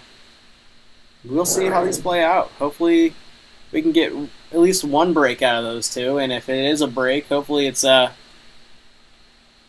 Phillies. Or not Phillies, but the Rays getting some more runs, or the Twins getting some more runs. Wasn't that crazy, Trev? They had 8 runs. We had under 9. The Cubs and Padres had 8 runs for the first 3 innings. And somehow we hit that under. And in the meantime, though, we had a 4-unit bet on Diamondbacks' money line. And they had been winning the entire game 2-5. And they ended up losing 8-5 on a grand slam. So that was annoying. Some of these bullpens just hate me. I'm kind of convinced on that aspect of it. Some of these bullpens just do not like to see me make money.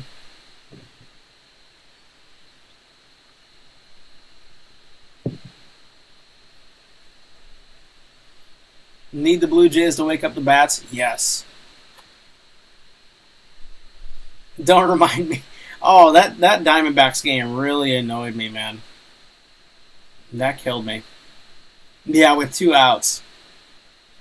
It just happened simultaneously with the under in that Padres Cubs game hitting as well. So it was like, oh my god, we just hit this amazing, come from behind under, and simultaneously the Braves broke our hearts. It happens. What I wish would happen though is some Phillies doing some damage with the bats, man. Particularly Brandon Marsh and Bryce Harper. Yeah, I mean Gallen minus 135 was weird, but he did his part. Did everything, he wasn't part of the loss. I mean, he gave up some runs and some hard hits, but he did his job, and it was just the bullpen, which sometimes you can kind of predict, how a bullpen will play out, but other times it's just a matter of the bullpen actually making their pitches, and that's not what happened.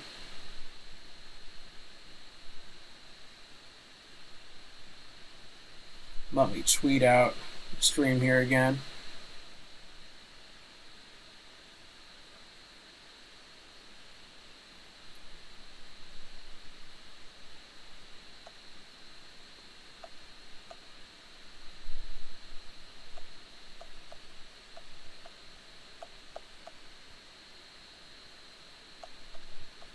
All right.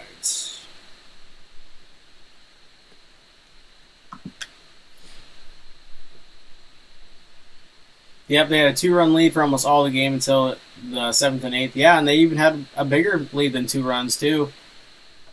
Man, it just, it unraveled. We've been getting hit with a lot of those this year, though, where we have a 2-run lead in the 8th or 9th inning, and it's not enough. It's unfortunate.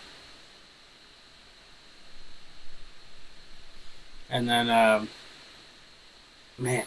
Okay, and I'm glad I don't know if you guys are watching what broadcast for this Royals-Marlins game, but going into the 6th inning here on the graphic, they were showing 6 runs, and I was trying to do the math, and I couldn't make sense of it. And I didn't know if somehow Brian De La Cruz scored on like a pass ball, and I just wasn't paying attention, so I'm glad that it's now the 5th inning. Well, Trev, you can bet the first 7 innings. I don't post them because I think it's only like DraftKings and FanDuel that have them. It might only be just one of those books, but I don't really dive into the first 7 a whole lot. But there I do see first 7, and I do see the first 3 innings too. Those lines, and I'm sure there's some value in them, but I'm just kind of in my groove with my current betting style and what I've been targeting, and I don't want to veer too far off of those.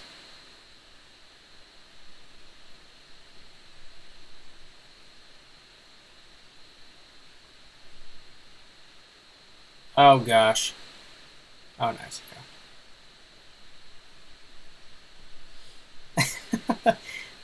Yeah, when is Wisconsin going to add legalized sports betting? It just feels like they're way behind the times on that. And the Rays, did they just get a... Oh, what the heck? That was weird.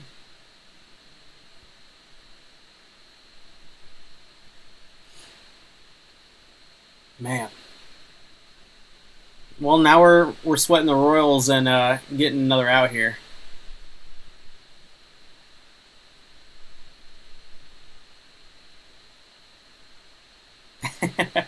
Trev, once Wisconsin, oh my gosh, wild pass. This under is exploding in front of our eyes on some unfortunate things.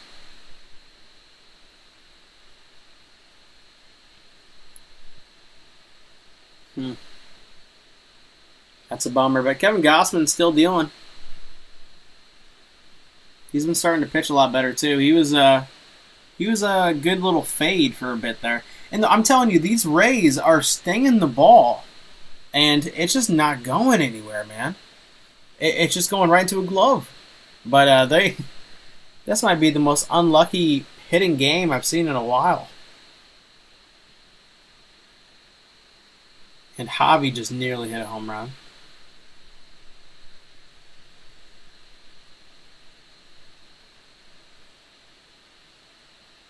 Wisconsin has legal betting, but it's owned by the tribes, and they don't have a good system. Can't bet mobile unless you're on the premises and don't have player props, first five, and other various markets. Oh. So, for some reason, DraftKings and FanDuel don't have their license there yet already? That's kind of odd.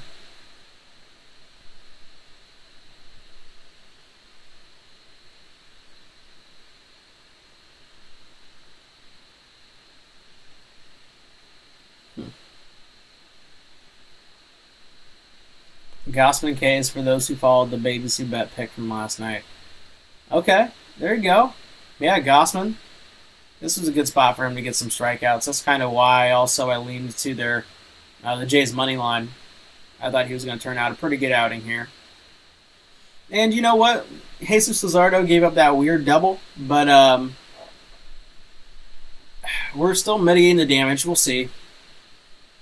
I mean, we could end on this total. It wouldn't surprise me. Up 6 runs. But, man, it would have been real nice. It would have been real nice if we could have avoided that bases clearing double with 2 outs from Brian De La Cruz. Would have been nice to avoid that.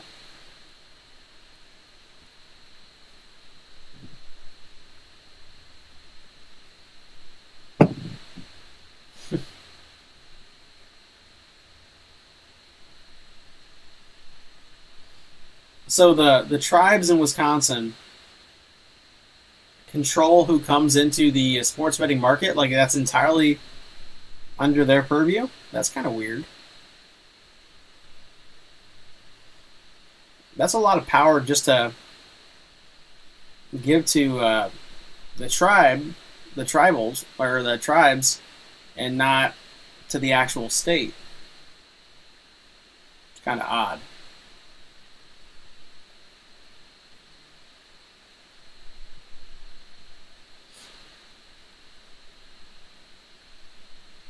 Yeah, this wasn't a game where the Pirates-A's game, it just wasn't a game where I really liked the Pirates. I understood why people like them. And also, the A's bullpen is toast. So, if you can get Caprillion out of the game early here, I think you're in pretty good shape, though. But, yeah, I just wasn't enamored with it. He still only had 58 pitches, though. So, Caprillion, or I don't even know how you spell or say his name. Caprillion. He's dealing right now. He's doing pretty well.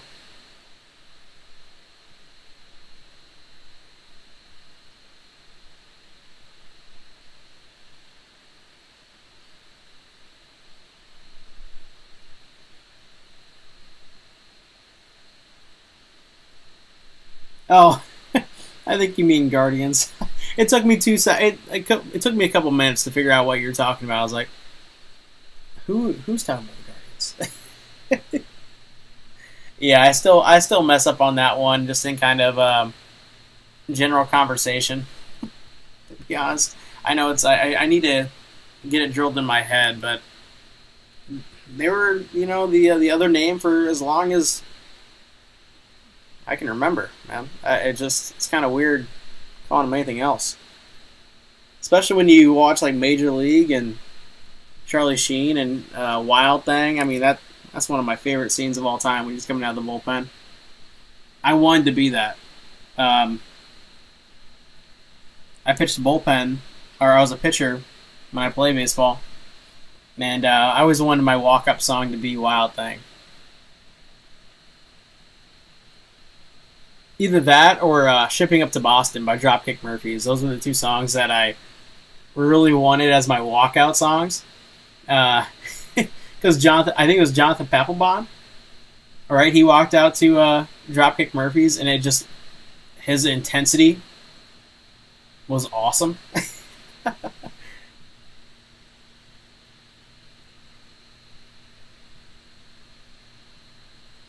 The Wild Thing hair, yeah, yeah, you know what I'm talking about, Trev.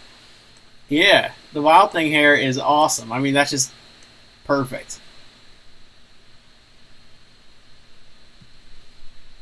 Did Ellie get a double? What happened there? I'm not watching the Reds game.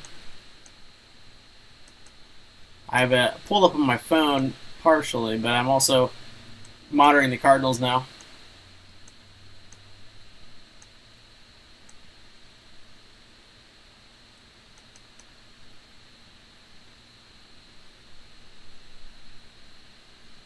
Varsho may have hit a home run.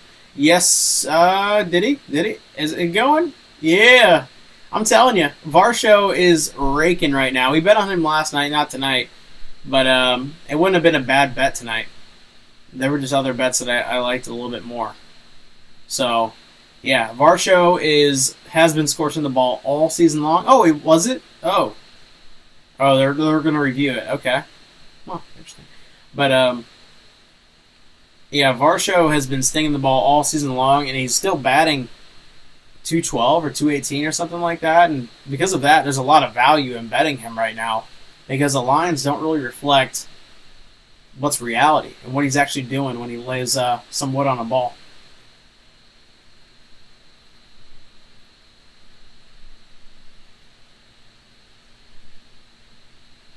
Yeah, I hear you, Kev. I don't think that, I, I I didn't agree with the name change anyway, but it's whatever. I just go with the flow nowadays. Whatever happens, happens. Oh, Mitch Williams coming out the Wild Thing? Yeah. Yep. That's funny.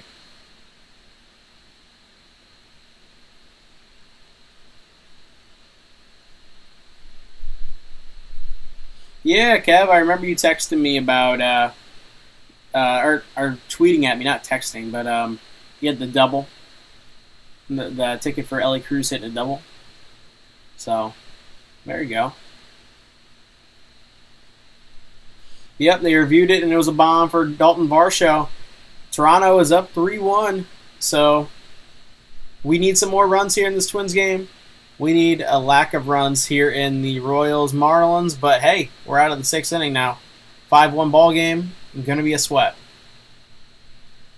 But what I kind of like that's working in our favor, and this is also why I do bet certain totals against the over in particular. I thought the Marlins were the team or the side in this game that I really liked to win. And obviously, if you are winning going to the ninth inning, you don't have to bat in that second or that last side of the inning. And sometimes you can catch a little bit of a break and not get the same amount of bats as you would normally. So we don't have to play a full ninth inning if this the score stays where it's at. So we're not in a terrible spot.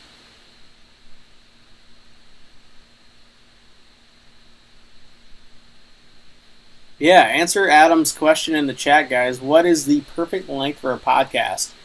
Do you guys like? Because personally, I like listening to like the John Boy podcast, Talking Yanks, or like Talking Baseball, and or just any kind of podcast I listen to, and I want it to at least be 45 minutes so that I can handle a commute to work and then back. And also I can fall asleep to it sometimes. I do like a little bit of length on my podcast. I feel like 20 minutes is almost like just like a video series type thing. Like that's like the length for it. But what do you guys think?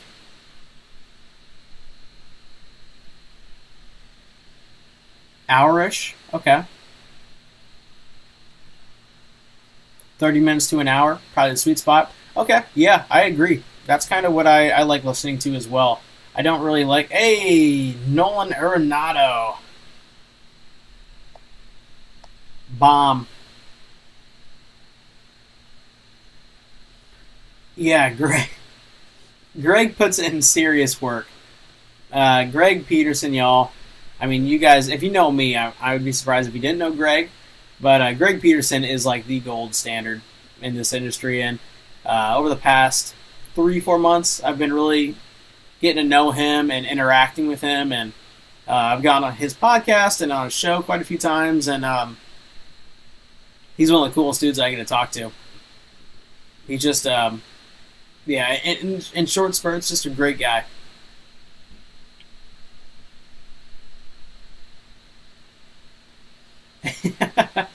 Yeah. Oh, has it already been 2 hours or so?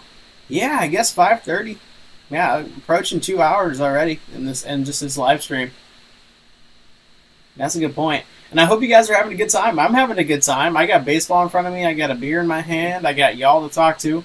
Time's passing a lot faster. We're already 2 outs into the 7th inning in the Marlins game. I haven't watched a single out.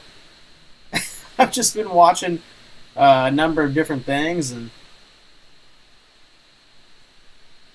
it's been awesome. So I hope you guys are having a good time. And if you are having a good time, drop a like on the live stream. Those do help me out. That helps with YouTube's algorithm. So definitely feel free to drop a like.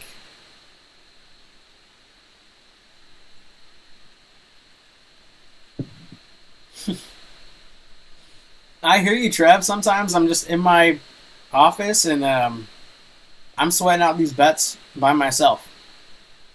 And it can be, it can get antsy. You're like, crap. And you're paying attention to every single detail, and it just, turns into a real sweat. I kind of like just kind of cruising how we are right now.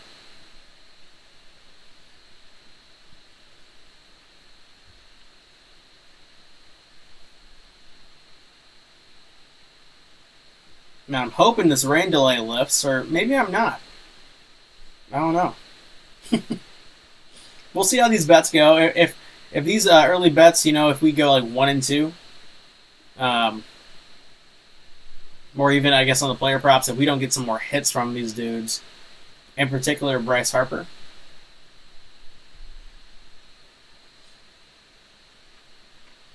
Yeah, I like to talk and complain to someone other than my own head. I don't want to be like turn into like a schizo. I just feel like I'm losing my mind. I like to vent about 2 out doubles that lead to 4 runs. In the inning. Those are not fun.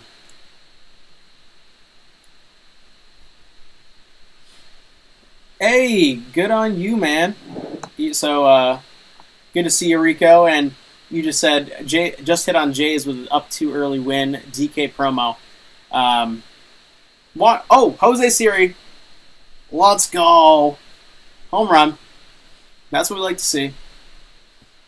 But yeah, Rico popped in the chat. Said just hit on Jays with the up too early win. DK promo. I don't get DraftKings promos anymore, unfortunately. But there was I can't remember who it was earlier. I think maybe either Lane or Tom. Or no, I think it was Nick. And Nick popped in earlier and said he did the same promo. We talked about it on the stream, and he bet on the Nationals go up 2 runs early. And that also hit, I guess. So everybody's hitting that promo tonight. That's awesome. That seems like a tough promo to hit, too.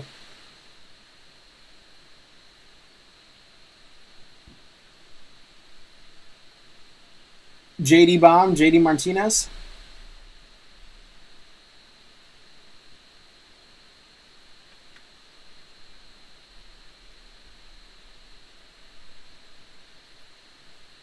Hey, there we go. It seems like a lot of people got in on that JD Martinez bet, and that's great. Yeah, that was one that Adam texted me this morning, and I like that one a lot, too.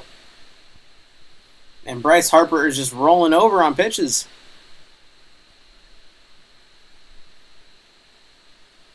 Yeah, DraftKings, FanDuel, and pretty much like obviously I've been kicked off some books, but like Caesars limits me on promotions, DraftKings does, and FanDuel does. So I don't get to participate in some of the cool ones like the Dinger Tuesdays or whatever else. But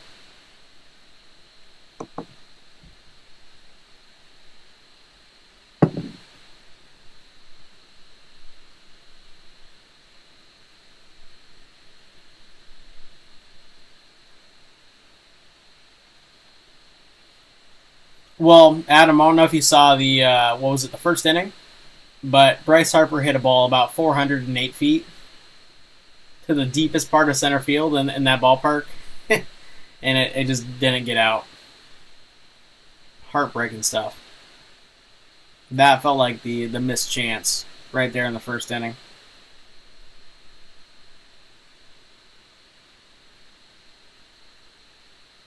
So Trev says, do they take props / bets off the board for you, like limit the players you can bet props on, or no? So I get all the same betting options available to me in terms of what I can actually bet on, but like the boosts, like going from like plus 500 to plus 700, or like a minus 110 token to go to plus 130 or something like that, I don't get those, which is fine because those I think limit you to like $50 anyway or $100.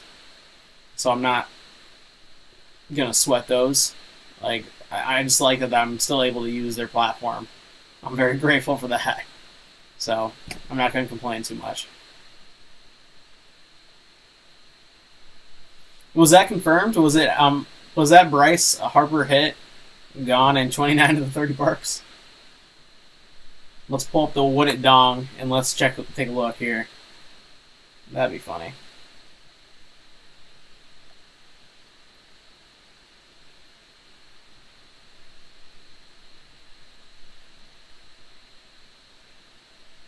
Okay, let's see.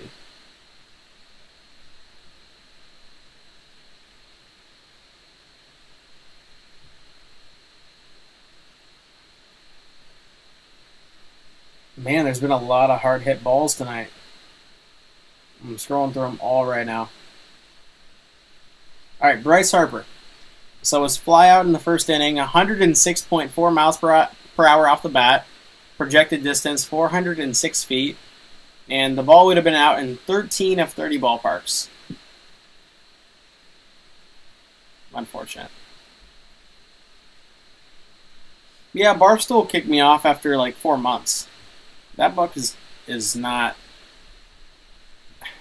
They're not serious. Barstool caters to like the people who want to do parlays, and they know their audience.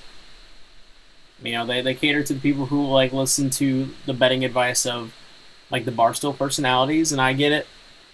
That's gonna be most books. But yeah, the fact that they just like closed my account without even alerting me to it, and then sent out a paper check.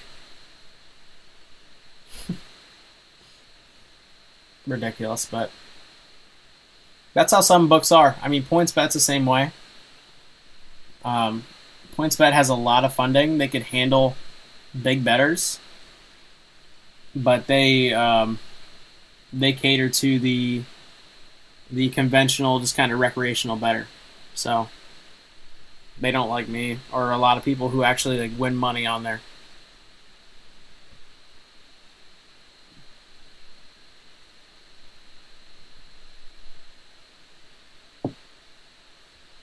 Hey, Luis Rise got a hit. I wasn't even paying attention. Oh, but I see Wander Franco got a hit. Come on, y'all. Are we on second and third? Yeah, we are. One single, and we're pushing in this Rays Twins over. That's what we like to see. If the Twins could actually, I don't know, score a run, would be ideal. Barstool is 100% just for the fratty. I'm going to place a plus 10 million parlay, and then they will gladly take those bets. But they'll limit you while they do it. That's what I noticed about mine too, is I couldn't ever do my 3 or 4 unit bets on their platform from the first week on. Their first promo is like a welcome bonus of $1,000. So I put in $1,000, and it was like I think either a bonus of $1,000 or a risk-free bet. Regardless, I placed a $1,000 bet, and that was fine. And I could place another $1,000 bet after that, and no issues. And then about 5 days in, I could only place $500 bets at a max, like at $550. So I couldn't even use their book to do like 3 or 4 unit bets. And then from there, they just kept limiting me again. which I was fine with. I even stopped betting on their platform, but I didn't withdraw the money on their balance because I still like to have a little bit of diversification, especially if they have a good line. I can just do one unit on there and then 2 units on a different book. But yeah, they closed me out, sent me a paper check, and it was a pain in the ass to get cashed because it was a lot.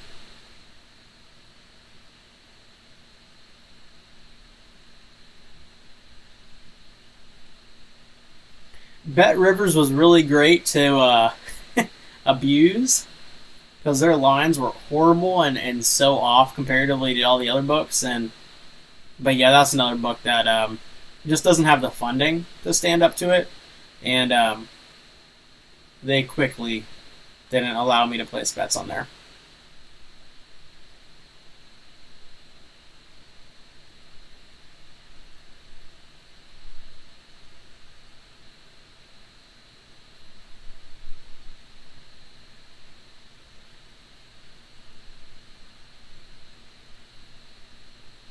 Yeah, Bet Rivers is so far off on their lines. It's crazy.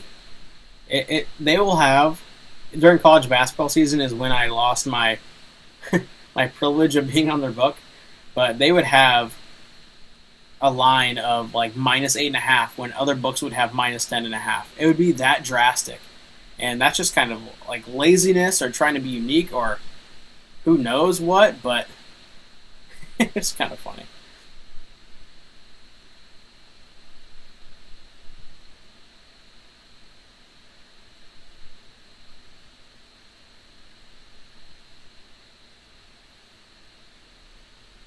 We need the Rays here to get another run. I'm starting to get a little bit on edge,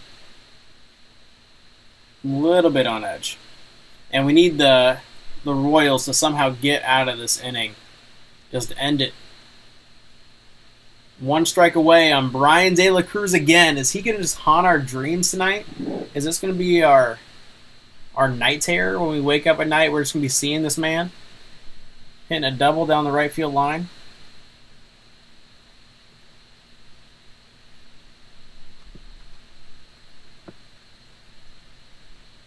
And the Rays do not get another run, so it's stuck at 7 right now. It'd be great if the Twins could score. Oh, Royals, come on, Jackson Kowar. We'll see. All right, we're sweating, boys. Who doesn't like a good sauna? Sauna.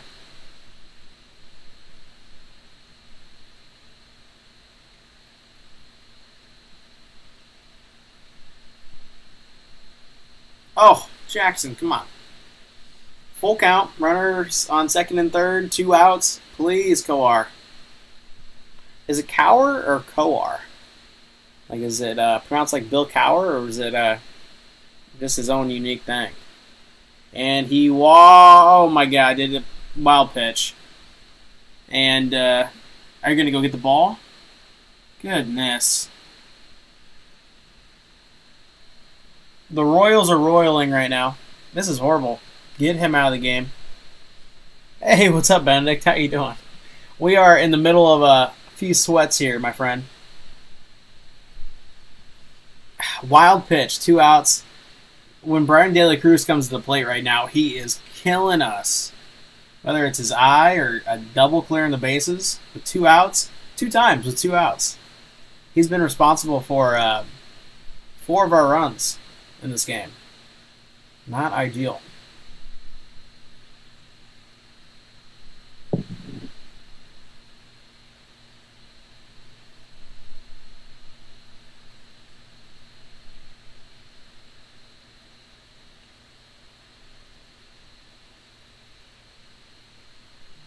$153s till college basketball. There we go.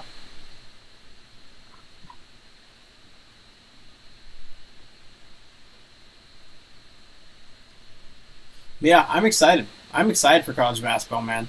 I wish MLB and college basketball season overlapped as opposed to college football, NFL, and college basketball. It's just too much. But I don't know. I guess college basketball and MLB are daily bets. So if they were overlapping, you would have to. I'd be probably placing. Oh my gosh, too many bets. Way too many.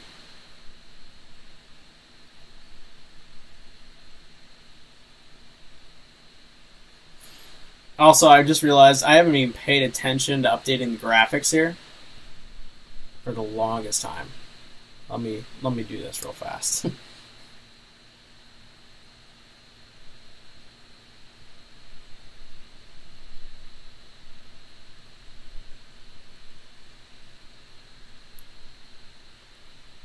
Alright, we got that updated. The Marlins scored another run. Let's get this updated here.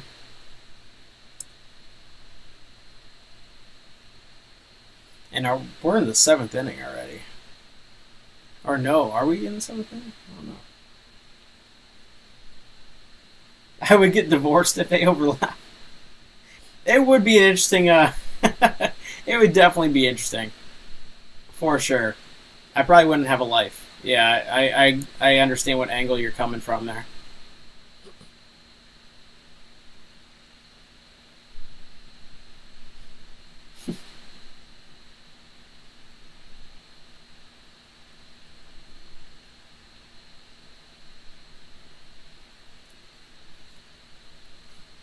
Alright.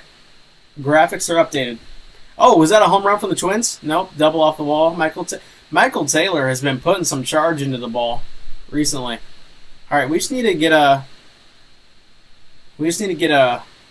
single in that game. Let's at least get a push. Let's secure a push in this Twins over. That's a lot of risk right there. Hopefully the Blue Jays can hold on, and hopefully the. Oh, that's a strike 3. What is this I'm looking at here?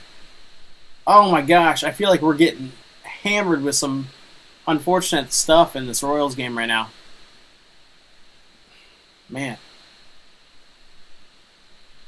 Strike 3. There we go. Okay.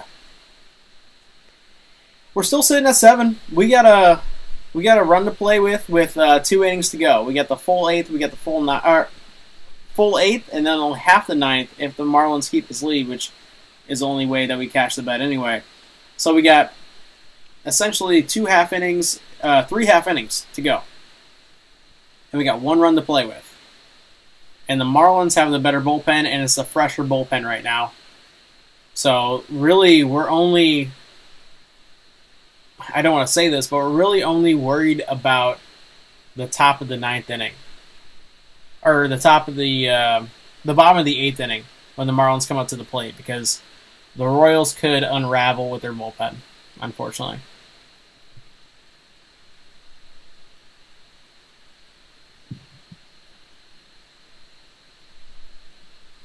Yeah, the Discord did fall apart for SGPN a little bit, unfortunately, at the end. Just a lot of... I don't want to be rude. I'm just going to bite my tongue. But yeah. Yeah, I agree. It just wasn't a great communication. I didn't enjoy it as much as I did initially. Which is unfortunate.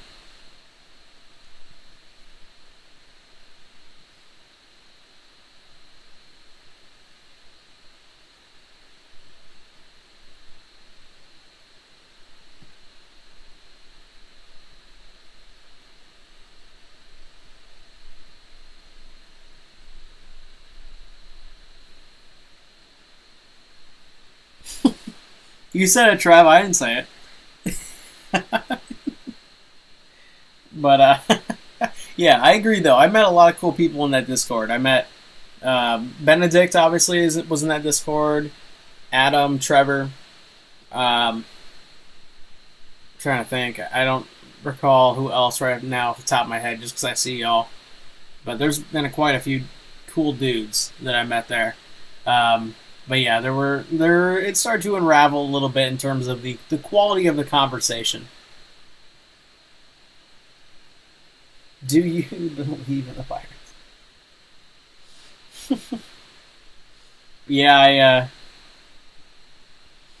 I remember believing in the Pirates a little bit too much. Oh yeah, Veta, Lane, yep. Yep.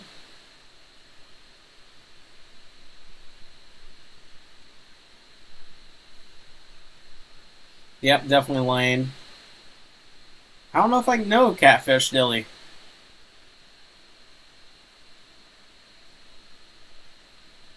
That's what happens, Benedict, and just kind of all walks. You're gonna have an amazing stretch. I mean, I've probably done the same in past 3 weeks where I've accumulated over 70 units, and I'll have a 5 unit loss day where I go like 2-6 or whatever, 2-5, and I will have DMs, a lot of DMs from people saying, "Oh, this is the first day I tailed. You're awful." It's like, all right, I don't know what to tell you. It's not a get rich quick scheme. I'll tell you that much for free. And you really got to put the time in, and you got to stay disciplined. And what a lot of people will end up doing is just they will like nuke one play and then just small bet a bunch of other plays, and they'll go 4-1 and lose money. I've seen it a lot.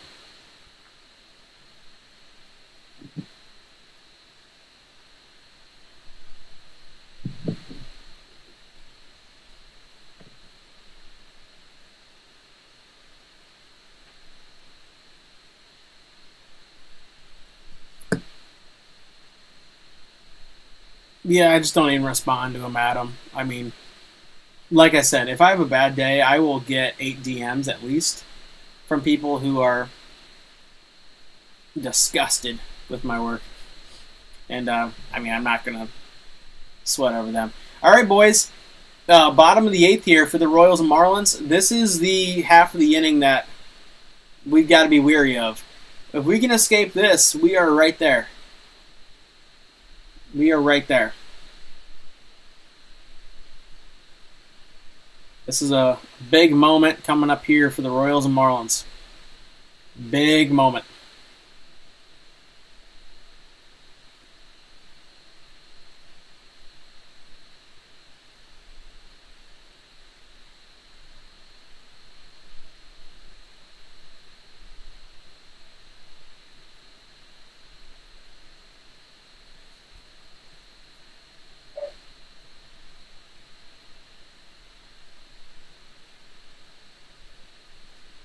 Hey, Exicus, that's a really cool compliment.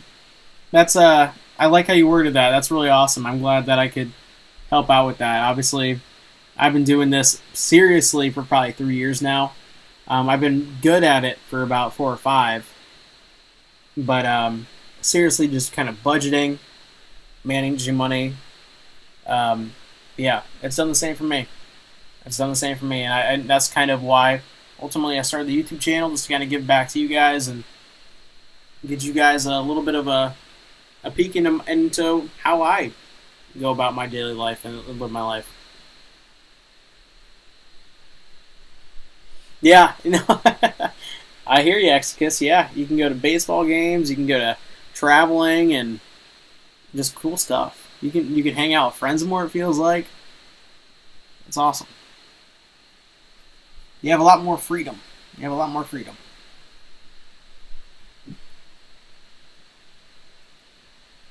Yeah, yeah, Trev and Adam. Exicus is a real good dude. I'm not sure how you found my channel in the first place, Exicus, but yeah, but you're a cool guy. Love interacting with you.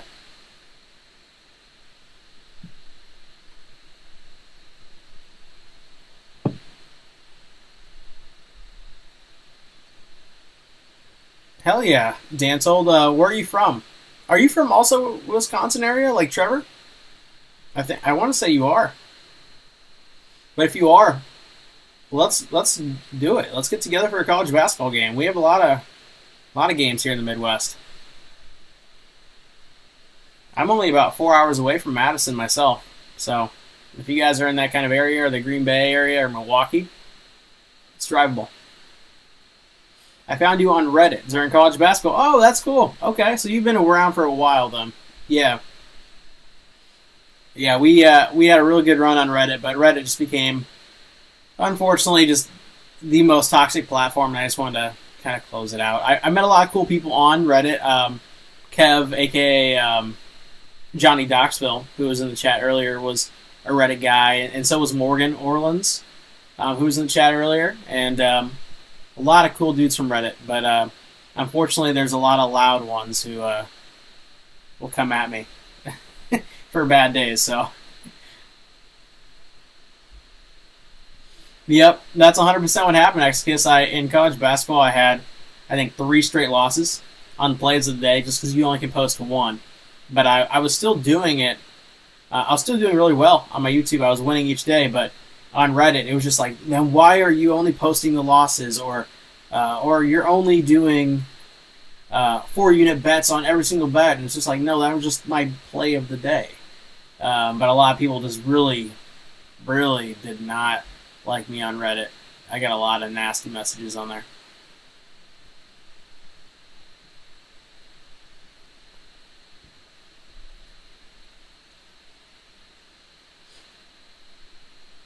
Hell yeah, Trev, let's do it. Let's link up, man. We're right in the same area. Might as well. Man, we really need another run here from the Rays or the Twins. It's not looking great. I'm still here. I'm just driving. That's funny. Yeah, on Reddit, I was I can't remember my percentage, but I think I was hitting like 58.7% out of like 100 picks, and people were still mad. And I was never doing anything like over minus 130 because it was college basketball. It's kind of funny. It's kind of funny to like laugh at a little bit.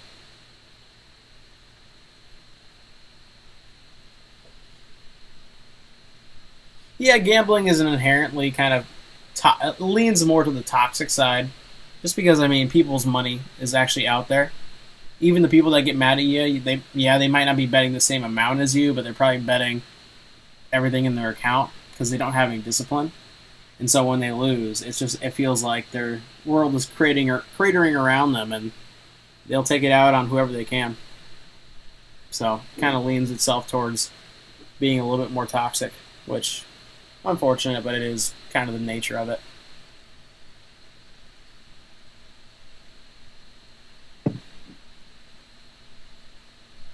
No, you've never been to Wrigley? Wrigley, I will say, it's about the atmosphere at Wrigley.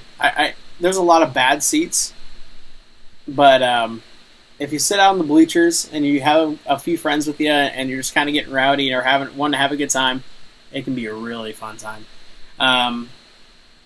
Otherwise, you're just kind of sitting in generic, uncomfortable seats and might have a pillar in front of you, and you're paying for like $11 beers. It's kind of crazy, but I do like Wrigley. I don't want to shit on it too much. I am a Cardinals fan, so I agree, Trevor. If you kind of stick to any kind of method, yeah, you shouldn't run into banker problems. I've never had a deposit on a sports book that I've had. I've never had to redeposit in over 2.5 years. Easily. Bet365, I guess, just came to Iowa. I haven't looked into it too far, so that'll be my first deposit in a while, but I don't really ever have to. I just withdraw, which is where you want to be.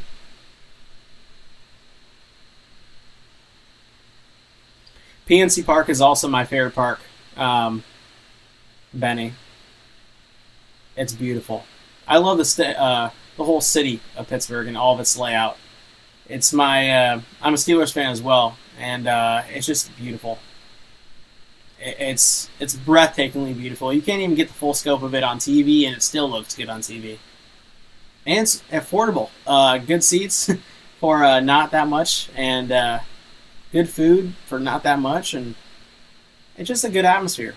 Really nice. Yeah, Mets Braves is probably going to get postponed, I think. Just kind of looking at the live updates. Yeah, Nick, that's what happens. Too lazy to do their own research, but somehow not too lazy to complain. Agreed. Yeah, it's about sums it up pretty accurately. And we are out of the 8th inning, boys, for the Royals and Marlins. So we have this last half inning, and I didn't see who's coming in.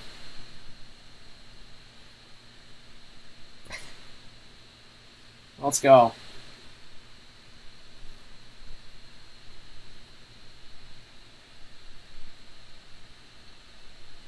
I agree in a sense. So John Doxville, a.k.a. Kev, in the chat said, unless you log in and actually place a bet for them, they have no reason to be mad. And I agree, but I'm also, when I do put out a bet, my name's attached to it, and I'm telling you to do a certain thing for a certain amount of units. So I understand that there's a lot of accountability there for me as well. So I don't want that to get conflated or confused as well. But yeah, like if you are the type of person, though, that if you're only placing one of my bets on the board for the day, and you're nuking it, say I put out a 3-unit bet, that's the only bet you place out of my slate, and you say I'm going to just bet 3 times that amount, that's not my problem.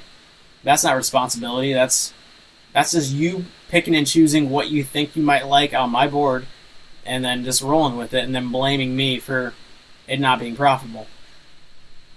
That's essentially you just making your own bets. But yeah, I do like, I'm a very accountable person, so that's why I always put my day-to-day win-loss record on the side of my YouTube videos, so people know how we're performing, and I never shy away from the losses either, and all that. But yeah, I definitely get it. Yeah, if they are being irresponsible with their money management, that's not my problem. It's not. I just withdraw should be the first Rob DFB shirt. That actually was a pretty dope quote. I that's actually pretty hard. I like that. I might have to make that a thing. I just withdraw. That's kind of cool.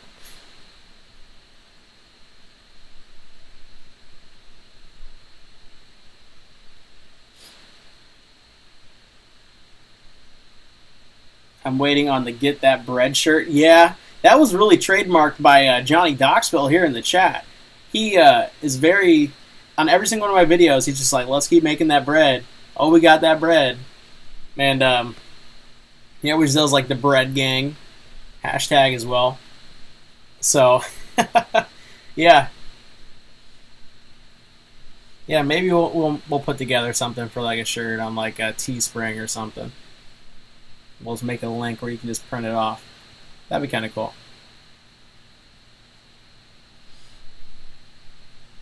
But I thought the 2-unit Rockies team total was a 100-unit max whale lock. You know what's funny? Yesterday, I put out all my bets yesterday. We had a really great day. Even aside from the Dalton Varsho home run, we had a really great day. And I got a DM from somebody. Wasn't a lot of DMs, thankfully. But I got a DM from somebody about my Tigers bet. So the 2-unit in total Tigers bet, where I took +2 and +1.5. Somebody hopped into my DMs on Twitter and had the audacity to be like, nice call on the Tigers. Okay? Yeah, I get it. I'm sorry. I don't know. What you want me to respond with in that? Maybe just like the profitability for the day? The Tigers. I mean, if you're tailing only one bet, why is it the Tigers bet? Like that just feels like you chose that on your own. I don't know. Kind of humorous. I'd buy the whole line. Yeah, we got to get a line of T-shirts going. T-shirts and hoodies and tank tops.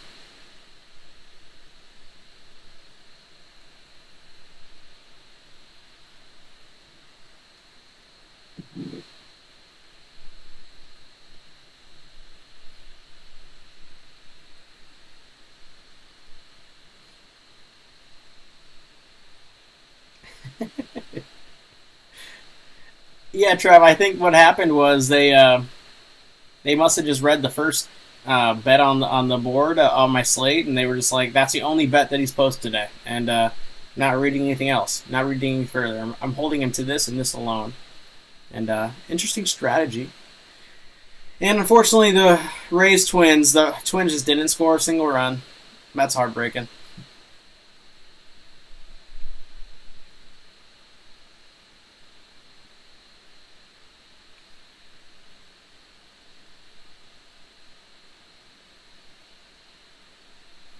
Yeah, if the Twins could have scored one run, I mean, the Rays had enough scorched hits that it had been nice if the Twins took part in that as well.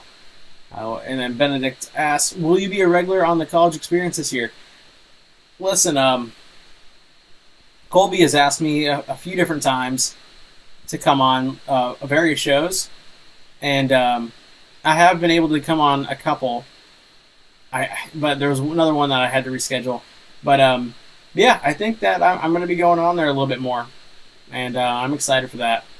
I still talk to Ryan Daly, so yeah, we'll probably have something in the works, I'm sure. Oh, we are sweating this Royal. No more Royals runs, and we are home free with at least a 1-1 little start. Let's see here.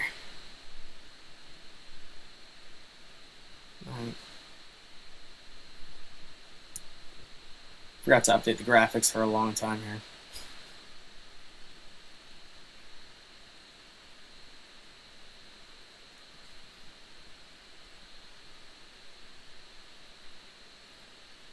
I thought our college basketball show when I hopped on the college basketball experience was hilarious. Just a good group of dudes. It was a lot of fun.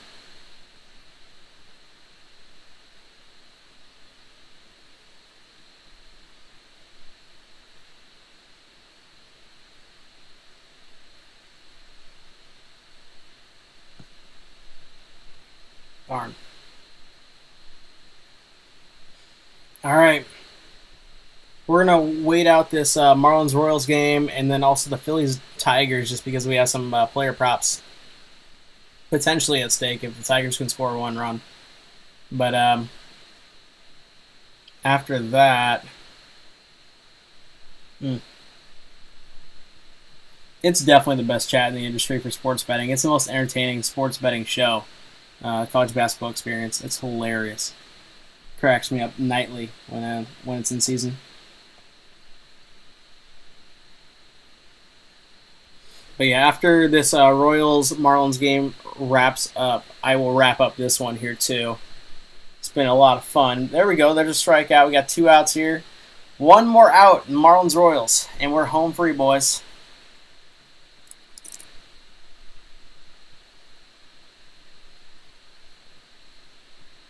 Oh, still a bit traumatized from how that Gonzaga game ended in the tournament. Yeah, we had 4 units down on Gonzaga versus TCU.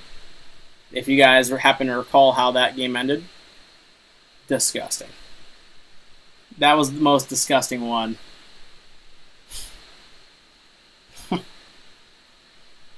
Oh, you can't tell me that these players don't know the spread. I mean, if anything, this whole Iowa sports betting, University of Iowa sports betting situation has shown you guys how aware people are of the betting world when they're student athletes. And trust me, when I was going through school and sports betting got legalized and there was a casino down the road, I knew a handful of athletes who I would see at Riverside quite a bit. Riverside Casino, that is. So,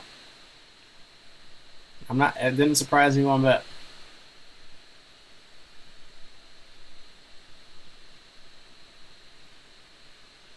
Yeah, he definitely knew what he was doing. Yeah, 7. There's no reason to launch a 3 when you're down 7 in that fashion. You know, you could argue that he was stat padding. He was not stat padding.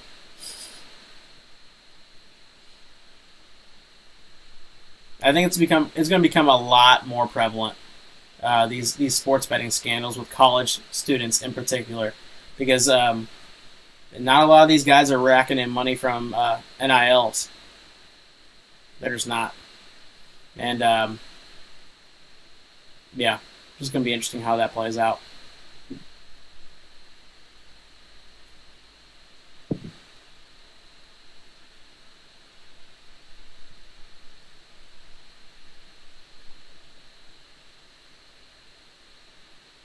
Oh, no. Bobby Witt with the single. Runners on. Oh, he's holding up on second. Oh my gosh, this is a sweat. Dang it. Oh guys, how are you holding up right now with this Royals Marlins game? Are you guys dying inside like I am right now? Yep, the Indianapolis Colts have a suspension coming up too. Yep. Yep.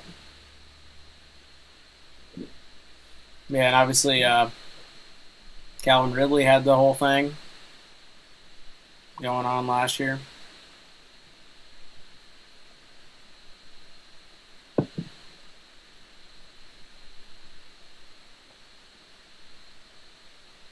I mean, listen, when you see all your friends, especially in college, and they might have why am I blanking? NIL money, um, and you're just kind of sitting on your monthly stipend that you get from the general collective. That's not going to allow you to go to bars and have a good time and go on casino trips and go to um, different states, go to Vegas and have a good time or do whatever. You're going to have to try to find some different means of making that happen. And a lot of these kids just don't have the parental funding to get spoiled while they're in college, even on scholarship. So there's a few different avenues you could take. You could try to apply for like student loans, or you could literally just use your sport and make some money through it. Let's go. Thank you for that play. Thank you. We got a nice little under hit there. That's what we like to see. And all right. And now we're just kind of sweating out the Blue Jays here. But like I said, I'm going to go ahead and wrap it up here. You guys have been this has been easily the better live stream comparatively to the first one in terms of quality and also in terms of just the chat being awesome. Exicus, Trev, Kev, Adam, Lane, Tom, Nick, all of you guys came out, and it was a really cool time. I had a great time, and yeah, Benny as well.